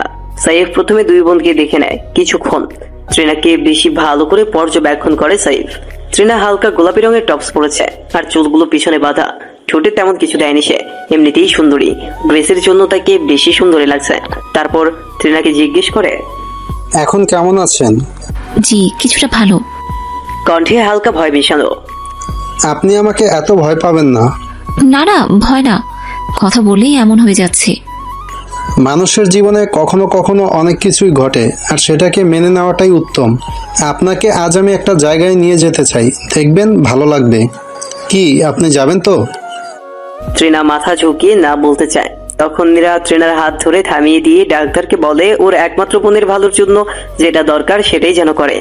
ট্রিনা ও নীরার কথার সাথে একমত হয়ে গেল। নীরাকে চেম্বারে বসিয়ে রেখে ট্রিনাকে নিয়ে হাসপাতালের ভেতরে গেল। ট্রিনাকে সাইফ সবার সাথে কথা বলতে বলে। তাদের মাঝে এক একজনের এক এক অসুখ। ট্রিনা সবার সাথেই কথা বলা শুরু করে। প্রথমে এক বয়স্ক মহিলার সাথে কথা হয়। মহিলা বলে তার বাবা মা কেউ ছিল না, কিন্তু ভাগ্যক্রমে বড়লোক ছেলের সাথে বিয়ে হয়। সেখানে তার 3টা ছেলে আছে, কিন্তু ছেলেরা তাকে অবহেলা করতে করতে পরে আর খোঁজ নেয়নি। ট্রিনা নিজের কষ্ট বলে ওই মহিলাকে, নিজের দুঃখ শেয়ার করে নিজেকে একটু হালকা লাগছে। পরে আরেকজনের কাছে যায়। মহিলার 2 পা নেই, তাও সে হুইল চেয়ারে বসে ফুটবল খেলছে, ছবি আঁকতে পারে, সবার সাথে বেশ হাসি খুশি আছে। ত্রিনা ওনার সাথে কথা বলে বেশ আনন্দিত হয়। মনে মনে ভাবে বাবা নাই তো কি হয়েছে, আরো তো আছে, মা আছে, বোন আছে, তাদের জন্য তো নিজেকে মানিয়ে নিতে পারে। বাবা বাবা করে মা বোনকে কতই না কষ্ট দিচ্ছে সে। বেশ অনেকের কষ্ট দেখে নিজের কষ্ট খুব কম লাগছে ত্রিনার। তখনই সাইফ এসে বলল, এখন কেমন লাগছে? জি, বাবার জন্য মা বোনকে এত কষ্ট দেওয়া উচিত হয়নি। আপনি মেডিকেল স্টুডেন্ট, ভালো ছাত্রী, আপনার জন্য ভালো ক্যারিয়ার অপেক্ষা করছে। আপনার কি বিপদে ভেঙে পড়া সাজে? আপনি অন্যকে বোঝাবেন, কখনো নিজে ভেঙে পড়বেন না। আমি এখন অনেকটাই বুঝতে পারছি। ক্লাস শুরু হওয়ার পর তো আর মনোযোগই দিইনি, কিন্তু পড়াশোনা তো করতেই হবে। সাইফ এত বছর পড়াশোনা করেছে, বিদেশেও গেছে, তার কত বড় বড় ডিগ্রি, কিন্তু কখনো কোনো মেয়েকে তার ভালো লাগেনি। অথচ এই মেয়েটাকে খুব ভালো লাগছে সাইফের। কথায় কথায় মেয়েটাকে সাইফ নিজের কার্ড দিয়ে দেয়, বলে যখনই ডিপ্রেশনে থাকবেন ফোন করবেন। সাইফ প্রফেশনাল কার্ড না দিয়ে পার্সোনাল কার্ড দিল। সাধারণত সবাইকে এই নাম্বার দেয় না। দুইজনে চেম্বারে ফিরে আসে। নীরা বোনকে হ্যাপি দেখিয়ে খুব আনন্দিত হয়। ডাক্তারের কাছ থেকে বিদায় নিয়ে দুইজন বাসায় ফিরে। ত্রিনাকে নামিয়ে দিয়ে মায়ের সাথে কিছু কথা বলে নীরা আবিরের বাসায় ফিরে যায়। এত পরিশ্রম করে নীরাও খুব ক্লান্ত হয়ে গেছে। বাসায় ফিরে নীরা অসুস্থ হয়ে পড়ে। রুমানা খালা এসে নীরার সেবা করে ঠিক করে। আবির সারাদিন পর বাসায় এসে নীরাকে বেডে দেখিয়ে চমকে যায়। কি হয়েছে, খুব ক্লান্ত তাই না? আসলে হ্যাঁ, কয়দিন যা যাচ্ছে তোমার উপর দিয়ে, এভাবে চলতে থাকলে তুমি আরো অসুস্থ হয়ে পড়বে। আমি যতক্ষণ থাকি তোমার কোনো ক্ষতি হতে দিব না। বিকেলে বান্ধবী মিশির চেম্বারে গিয়ে দেখে আবির। নীরা খুব অবাক হয়। আবিরের কাছে কিছু চাওয়ার আগেই সব পেয়ে যাচ্ছে। আর ত্রিনাও প্রায় সময়ই সাইফের সাথে কথা বলছে। ত্রিনার খুব ভালো লাগে সাইফকে। ওর সাথে কথা বললেই সব হতাশা দূর হয়ে যায় ত্রিনার। তুষারের মাথায় আঘাত লাগার জন্য ব্রেন অনেকটা নষ্ট হয়ে গেছিল, তাও সবাই আশা নিয়ে চিকিৎসা চালিয়ে যায়। আরো 8 মাস পার হয়ে যায়। আবিরের ভালোবাসায় নীরার জীবন খুব সুখের ছিল। আর ত্রিনাও সাইফের সাথে কথা বলে বেশ হ্যাপি। কেউ কাউকে ভালোবাসার কথা বলেনি, কিন্তু ভালোবেসে ফেলেছে সেটা দুজনের মনের মাঝে রাখে। ত্রিনা মানসিকভাবে পুরোপুরি সুস্থ এখন। আর মাসুদ সব দেখাশোনা করছে। হেনা মাসুদের বিয়ে দিয়ে দেয় এক মেয়ের সাথে। মাসুদ আর ওর বউ মিতু বেশ সুখে সংসার। নীরার ডেলিভারির ডেট হয়ে যায়। আবির তাড়াতাড়ি করে মিশির হাসপাতালে ভর্তি করেন নীরাকে। সেখানে নীরার কোল জোরে আসে পিচ্ছে একটা ছেলে বাবু। নীরার জ্ঞান ফিরলে সন্তানের মুখ দেখে বেশ হ্যাপি হয়। চোখ দিয়ে পানিও ঝরে। আনন্দের পানি কি যন্ত্রণার সেটা বোঝে না নীরা। নীরা বাসায় ফিরে বোনের ছেলেকে দেখতে ত্রিনাও আসে। বাড়িতে আবিরের মা বাবা, ত্রিনা, হেনা, মাসুদ, মিতু সবাই এসেছে ছোট্ট বাবুকে দেখতে। সবার মাঝেই আনন্দ। রুমটা একটু খালি হতেই হেনা নীরাকে বলে, ত্রিনার যে কি হয়েছে সব সময় ফোনে কথা বলছে। মা, প্রেম করছে মনে হয়। কার সাথে? সাইফ। তোকে বলেছে ত্রিনা? এগুলো বলা লাগবে কেন? আমি কয়েকদিনের মাঝে আবিরের সাথে এই ব্যাপারে কথা বলবো। ওকে, তাই বলিস। আবিরের বাবা মা নাতিকে পেয়ে যেন আনন্দে আত্মহারা হয়ে আছে। সব সময় নাতির খবর নেয়। এতক্ষণ আবিরকে যতটা সময় দেয়নি ব্যস্ততার জন্য, নাতিকে আর আবিরকে সেই সময়টুকু দেওয়ার চেষ্টা করছে। রাত্রে, শোনো, একটা কথা ছিল। বলে ফেলো। তোমার সব কথা শোনার জন্য বান্দা হাজির। এইভাবে বলছো কেন? ভালোবেসে বলছি। বলেই নীরার কপালে আবির কিস করে। আবিরের বেশ ইচ্ছে করে নীরার সাথে খুনসুটি করতে, কিন্তু নীরা এইসব পছন্দ করে না। এবারও নীরা আবিরকে সরিয়ে দেয়। তোমার প্রবলেমটা কি? শুধু আমার সাথে ফাজলামি না করলে বুঝি তোমার চলেই না? এত রাগ করছো কেন? ওকে সরি, আর হবে না। কাজের কথা বলো। কিছু না, যাও সামনে থেকে। আবিরকে নীরা কখনোই মন থেকে মেনে নেয়নি, তাই সহজে আপন করে নিতে পারে না। প্রায় সময় অপমান করেছে আবিরকে, শুধুমাত্র একটাই কারণ, আবির নীরার কথাতে অপমান বোধ করে, তাও প্রকাশ করে না কখনো। নিজের অপরাধ বোধে নীরা তাকে হেলা করে সেটা সে জানে, তাই ঘুরে ঘুরে নীরার কাছেই যায়। নীরা বাইরে সবার সাথে হ্যাপি কাপলের অভিনয় করলেও আবির যখন একা থাকে ভালো বিহেভ কখনোই করে না। অনেকদিন পর তুষার চোখ খুলে দেখে অনেক আঘাত সহ্য করে কেউ সাধারণত বাঁচতে পারে না, কিন্তু তুষারের জ্ঞান ফিরেছে। এই খবরে সবাই হাসপাতালে যায়। আস্তে আস্তে মিস্টার তুষার রিকভারি করছে। ডাক্তার বলেন এই কথাতে সবাই খুব আনন্দিত হয়, কিন্তু উনি সবাইকে হয়তো চিনতে পারবেন না। আনন্দের হাসিটা দমে গেল। এতদিনের আশা আর পূরণ হলো না। ত্রিনাকে সাইফ ফোন দেয়।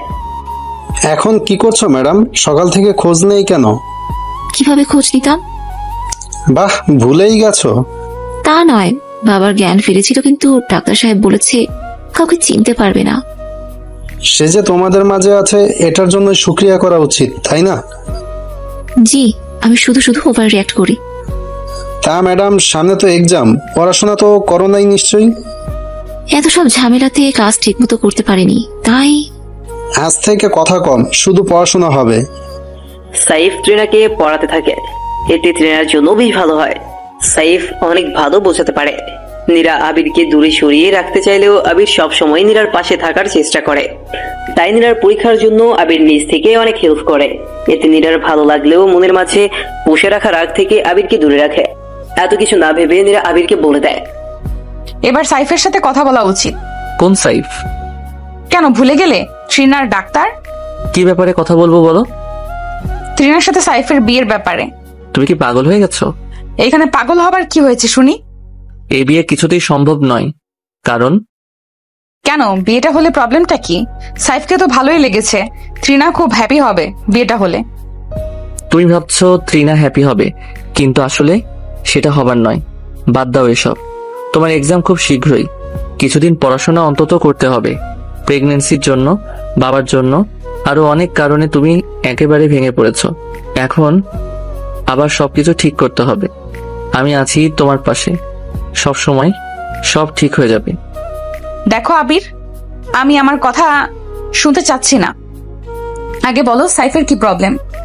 হ্যাঁ বলবো, তার আগে তোমার এক্সামটা শেষ হোক, সব বলবো। এখন বলে তোমার পরীক্ষা খারাপ করতে চাই না আমি। ওকে, আমি পরে শুনতে চাই সবকিছু। 2 মাস ভালোভাবে পড়ে ওরা দুই বোনের এক্সাম শেষ হয়। নীরার ইচ্ছে করে আবিরকে ভালোবাসতে, কিন্তু ইগোর জন্য আবিরকে ইগনোর করে। আবির অনেক হেল্প করেছে নীরাকে, সবসময় গাইড দিয়ে পড়াতো। আর আবির আর নীরার ছেলের জন্য একজন নার্স ঠিক করে রাখে। নীরার পরীক্ষার যেন কোনো ক্ষতি না হয় তার সব ব্যবস্থা করেছিল আবির। সাইফ ও ত্রিনার পরীক্ষার জন্য সব রকম হেল্প করে। ত্রিনার সব এক্সাম ভালো হয়, তাই সাইফকে ফোন করে ত্রিনা। ডক্টর, করছেনটা কি? এই তো মিসেস ডক্টর, তোমার কথা ভাবছি। কি যে বলেন না আপনি। যাই হোক, অনেক অনেক ধন্যবাদ। আমার সব এক্সাম ভালো হয়েছে, আর সবকিছুই সম্ভব হয়েছে আপনার জন্য। তা আমার গিফটটা কোথায় ম্যাডাম? কিসের গিফট? বারে, আমি এত কষ্ট করলাম আর আমার গিফট থাকবে না, তা হয় নাকি? ওকে, কি চাই আপনার বলুন, আমি অবশ্যই দিব। তোমাকে মানে? দেখা করতে চাই একবার। ওকে ডান, কোথায় আসবো বলুন? মুক্ত মঞ্চের পাশে যে রেস্টুরেন্ট, সেখানে আসো। ওকে ডক্টর। সাইফ এই প্রথম ত্রিনাকে দেখা করতে ডাকে। ত্রিনা মায়ের সাহায্য নিয়ে প্রথমবারের মতো শাড়ি পরেছে। লাল শাড়ি পরে ত্রিনাকে অপসরের মতো সুন্দর লাগছে। চোখে গাঢ় কাজল দিয়েছে, হাত ভর্তি লাল চুড়ি, ম্যাচিং গহনা পরেছে, চুলগুলো খোপা করে বেঁধেছে। সাইফ একভাবে তাকিয়ে আছে ত্রিনার দিকে। এইভাবে তাকালে তো নজর লেগে যাবে, তাহলে তো আমি কালো হয়ে যাব, তখন কিন্তু আর তাকাবেন না আমার দিকে। সরি। কেন? ও বুঝেছি, যে ডক্টর সবার চিকিৎসা করে, আজ বুঝি তার চিকিৎসা আমাকে করা লাগবে।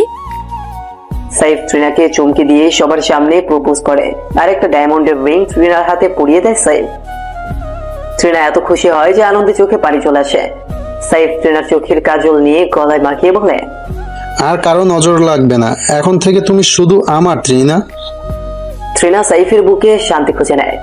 মাসুদ বাবা হতে চলেছে, সেই খুশির খবরে আনন্দে আছে। এরই মাঝে তুষারকে হুইল চেয়ারে করে বাসায় আনে। তুষার এখন অনেকটাই সুস্থ আগের চেয়ে। এরই মাঝে ত্রিনা ফিরে এসে সবাইকে খুশির সংবাদটা জানায়। তুষার ব্রেন ড্যামেজ হলেও মেয়েকে চিনতে পেরেছে সে, তাই মেয়ের খুশির খবরে তুষারও খুশি হয়। মীরাকে ফোন দিয়ে সবটা জানায়। মীরাও বেশ খুশি হয় গুড নিউজটা শুনে। জানো আজ কি হয়েছে? বলো। ত্রিনাকে সাইফ আংটি পরিয়েছে আজ। কি এমন করছো যেন এটা হতেই পারে না। হতে পারে না, এটা সাইফের চাল। তোমার বোনকে শাস্তি দিতে চায় তারা। কিসের শাস্তি? অপমানের। আমি শিওর সাইফের মনে প্রতিশোধের আগুন জ্বলছে, আর না হয় ওর বোন করাচ্ছে এইসব। এই পরিবারটাকে ওরা ধ্বংস করে দিতে চায়। কিসের প্রতিশোধের কথা বলছো আবির? আচ্ছা কাল বলবো। এখন কি সমস্যা? এখন একটা প্রবলেম আছে। কি? তোমার পিছনে একটা আরশোলা। বলে দৌড়ে এসে আবিরের সাথে ধাক্কা লেগে দুজনেই বিছানায় পড়ে যায়। আবিরের উপরে নীরা কিছুক্ষণ ধ্যানের মতো পড়ে থাকে। কি দেখছো? কিছু না। বলে উঠতে গিয়ে আবির আবারও টান দেয় নীরাকে। নীরার কপালে গালে অনেকগুলো কিস করে, এতে নীরাও পাগলের মতো হয়ে যায়। আবিরের থেকে ছাড়ানোর চেষ্টা করলেও পরে আর করে না, আবিরের আদর উপভোগ করতে থাকে। ক্লান্ত শরীরে নীরা কখন ঘুমিয়েছে জানে না। সকালে উঠে দেখে আবিরের সাথে জড়িয়ে শুয়ে আছে। কিছুক্ষণ পর মনে পড়ে আবিরের সাথে কাটানো মুহূর্তের কথা। আবিরের কাছ থেকে উঠতে গিয়ে আবির ধরে ফেলে। এখনই চলে যাবে? ঘুমের ঘোরে আবির বলে, না যাব না, কাজ আছে না, নিশান কাঁদছে। এই একটাই দোহাই, ও তো সবসময় কাঁদে, আর আমার কান্নাটা কি দেখতে পাও না? শুধু বাবুর কান্না দেখলে আর বাবুর বাবার কান্না দেখলে না? ও লেলে ঢং। আবিরের ছেলে নিশান নীরার সাথে মিলিয়ে নাম রেখেছে। নীরা শাওয়ার শেষ করে এসেও দেখছে আবির ঘুমোচ্ছে। তখন ইচ্ছে করে ভেজা চুলের পানি আবিরের মুখে ছেটায় নীরা। আবির ঘুমের চোখে নীরার দুষ্টুমি দেখে নীরার হাত ধরে টান দিয়ে নীরাকে আবিরের বুকের উপর ফেলে। এবার কি হবে? কি আবার হবে? একটু কাছে আসো। আসবোই তো। বলি আবিরের গলাতে চিমটি কেটে পালিয়ে যায় নীরা। সাইফ পাশে গিয়ে বাবা মার আদরের বোনকে জানায় মেয়ের পছন্দ হয়েছে, সে এবার বিয়ে করতে চায়। বাবা এতদিনে গট মুখ তুলে চাইছে আমার ভাইটার দিকে, নইলে তো কোনো মেয়েই পছন্দ হতো না। আজ আবার মেয়ে জুটলো কোথা থেকে? তুই সবসময় আমাকে হেয় করে কথা বলিস। আচ্ছা বাদ দে, তুই দেখলে তুইও প্রশংসা করবি, এত সুন্দর মেয়েটা। তাই বুঝি? নাম কি বল? ত্রিনা চৌধুরী, বাবা তুষার চৌধুরী। দেশের সবচাইতে বড় কোম্পানি গ্রুপ টিটিএন গ্রুপ কোম্পানির মালিকের মেয়ে। টিটিএন মানে ত্রিনা তুষার, এনে কি যে। থাক, অত বলা লাগবে না। তা মেয়েকে কবে দেখাবি সেটা বল। তুই চাইলে এখনই দেখাতে পারি ফোনে। সাইফ বোনকে একটা ছবি দেখালো। ছবিটা দেখিয়ে সাইফের বোন সাইফকে এক চড় দেয়। তুই বিবাহিতা মেয়েকে বিয়ে করবি তাই না? আরে তুই ভুল বুঝছিস, এটা ত্রিনা, মিসেস নীরার যমজ বোন। সাথে সাথে আরেকটা চড় মেরে দেয় সাইফের বোন। তুই এই মেয়েকে ভালোবাসিস সত্যি? হ্যাঁ, মেয়েটা অনেক ভালো, কিন্তু তুই আমাকে মারছিস কিসের জন্য? সাইফের মম ও ড্যাডকে সাইফের বোন সাফ জানিয়ে দেয় যদি এই মেয়েকে সাইফ ঘরে তোলে তাহলে সে সুইসাইড করবে। এতে সাইফ ওর বোনকে বলে, আচ্ছা ঠিক আছে, এই বিয়ে ক্যান্সেল, আমি তোকে হারাতে পারবো না, কিন্তু বল এই মেয়ের কি সমস্যা? ত্রিনা সকাল সকাল বোনের বাড়ি এসে বোনকে জড়িয়ে খুশির ডান্স দিতে থাকে। আবির এসে দাঁড়াতেই ত্রিনা চুপসে যায়। কি ব্যাপার শালিকা, এত খুশি কিসের? ত্রিনা আংটি দেখিয়ে বলে, সাইফ পরিয়ে দিয়েছে। এটা দেখে আবির একটু থেমে যায়। হয়তো সাইফ সত্যিই ভালোবাসে ত্রিনাকে, তাই আর কথা না বাড়িয়ে বউ আর শালিকাকে নিয়ে নাস্তা করে। আবিরের ক্লাস থাকায় তাড়াতাড়ি বের হয়ে যায়। আজ আবির আর নীরার বিবাহ বার্ষিকী। নীরা সেটা বেমালুম ভুলে গেছে, আর আবির বিয়ের করুণ স্মৃতি মনে করাতে চায় না। তাও নীরার জন্য অনেক সুন্দর ব্যবস্থা করে। পুরো ছাদে ডেকোরেশন করে নীরাকে ক্লাসে পাঠিয়ে লোক দিয়ে পুরো ছাদে বেলুন আর কার্পেট ভর্তি করে, আর উপর থেকে ফুলের ব্যবস্থা করেছে নীরাকে সারপ্রাইজ দিবে তাই। এছাড়া গোটা ছাদে প্রচুর গোলাপ আর রজনীগন্ধা ফুল দিয়ে ভরে ফেলে। নীরা বাড়ি ফিরে এসে ফুলের সুবাস পায়, কিন্তু এই সুবাস কোথা থেকে আসছে সেটা বুঝতে পারছে না। নীরাকে আবির একটা চিঠি লিখে বেডে রেখেছে। ফ্রেশ হয়ে আসো। নীরা চিঠির মানে না বুঝে ফ্রেশ হয়ে আসলো। নীরা ফ্রেশ হওয়ার সময় নীরার বাবা মা বোন ভাই ভাবি সবাইকে ছাদে পাঠিয়ে দেয় আবির। আবির নিজেও নীরার সাথে আর দেখা করেনি। নীরা আবারও একটা চিঠি পেল। নীল রঙের শাড়িটা পরবে আর সুন্দর করে সাজবে। নীরা এবার বেশ অবাক হলো, তাও সুন্দর করে সাজলো আবিরের জন্য। রেডি? রেডি, কিন্তু কেন? এসো বাইরে। আবির নীরা চোখ ধরে নীরাকে ছাদে নিয়ে গেল। পুরো ছাদ আধার। নীরাকে এক জায়গায় দাঁড় করিয়ে চোখ ছেড়ে দেয়। নীরা চারদিকে আধার, কিন্তু অনেক সুবাস পায়। আবিরকে জিজ্ঞেস করে কোথায় এনেছে তাকে। আবির মুখে একটু শীষ বাজাতেই চারদিকে আলোকিত হয়ে যায় লাইটিং এ, আর একটা একটা করে মোমবাতি জ্বালিয়ে দেয় নীরার পরিবারের লোকজন। আবির সবার সামনে একগুচ্ছ গোলাপ হাতে উইশ করে। Life is a journey and nothing makes that adventure more thrilling than sharing it with the person you love most in life. Make your anniversary a memorable one. Nira আবিরের হাত থেকে ফুলগুলো নিয়ে আবিরকে জড়িয়ে ধরে। এরপর আবির আর নীরা কেক কাটে আর সবাইকে খাইয়ে দেয়। সবাই চলে গেলে নীরা আর আবির একা আছে। আবির নীরাকে কোলে তুলে নিয়ে নিচে আসে, নীরাকে বিছানায় শুইয়ে দেয়। নীরা দেখে পুরো বেড ফুল দিয়ে সাজানো। এত সারপ্রাইজ দেওয়ার জন্য আমি সত্যি অনেক হ্যাপি হয়েছি। আমার ভালোবাসার জন্য আমি সবকিছুই করতে পারি। I love you Abir. Love you too. সেদিনের ফুলসজ্জাটা তাহলে আজই হয়ে যাক। সবসময় আর কি ইয়ার কি করছি বুঝি। আবির নীরার কাছে যেতে থাকে। নীরাও আবিরের মাঝে সব সুখ খুঁজে নেয়। সাইফের বোনের সাথে কিছু ডিল হয়, তাই সাইফ এখনো ত্রিনাকে কিছু বুঝতে না দিয়ে ত্রিনার সাথে সম্পর্ক চালিয়ে যাচ্ছে। সাইফ জানে আগামীকাল ত্রিনার বার্থডে, দুই বোনের বার্থডে একসাথে পালিত হবে। সেদিনই সাইফ সবাইকে সারপ্রাইজ দিবে বলে প্ল্যান করে। সাইফের বোনের জন্য সাইফের মনে ঘৃণা জন্মে গেছে ত্রিনার প্রতি, তাও সাইফ ত্রিনার সাথে অভিনয় করে চলেছে। নীরা আর ত্রিনার বার্থডেতে তুষারের বাড়িতে বড় অনুষ্ঠানের আয়োজন করা হয়। সাইফ ত্রিনাকে কথা দেয় অনুষ্ঠানে ত্রিনার জন্য গিফট থাকছে, তবে গিফটটা হচ্ছে সারপ্রাইজ। নীরা আর ত্রিনা একই রকম টপ ড্রেস পরে আসছে, এতে দুই বোনকে চেনাই যাচ্ছে না কে নীরা কে ত্রিনা। এটা পার্থক্য করবে প্রেমিকরা। ত্রিনা মনে মনে প্ল্যান করে সাইফ যদি তাকে না চিনতে পারে তাহলে সাইফের সাথে সম্পর্ক রাখবে না। আর নীরাও সেম কথা ভাবে। ভালোবাসার পরীক্ষা নিবে আজ নীরা আর ত্রিনা। দুই বোনকে চেনার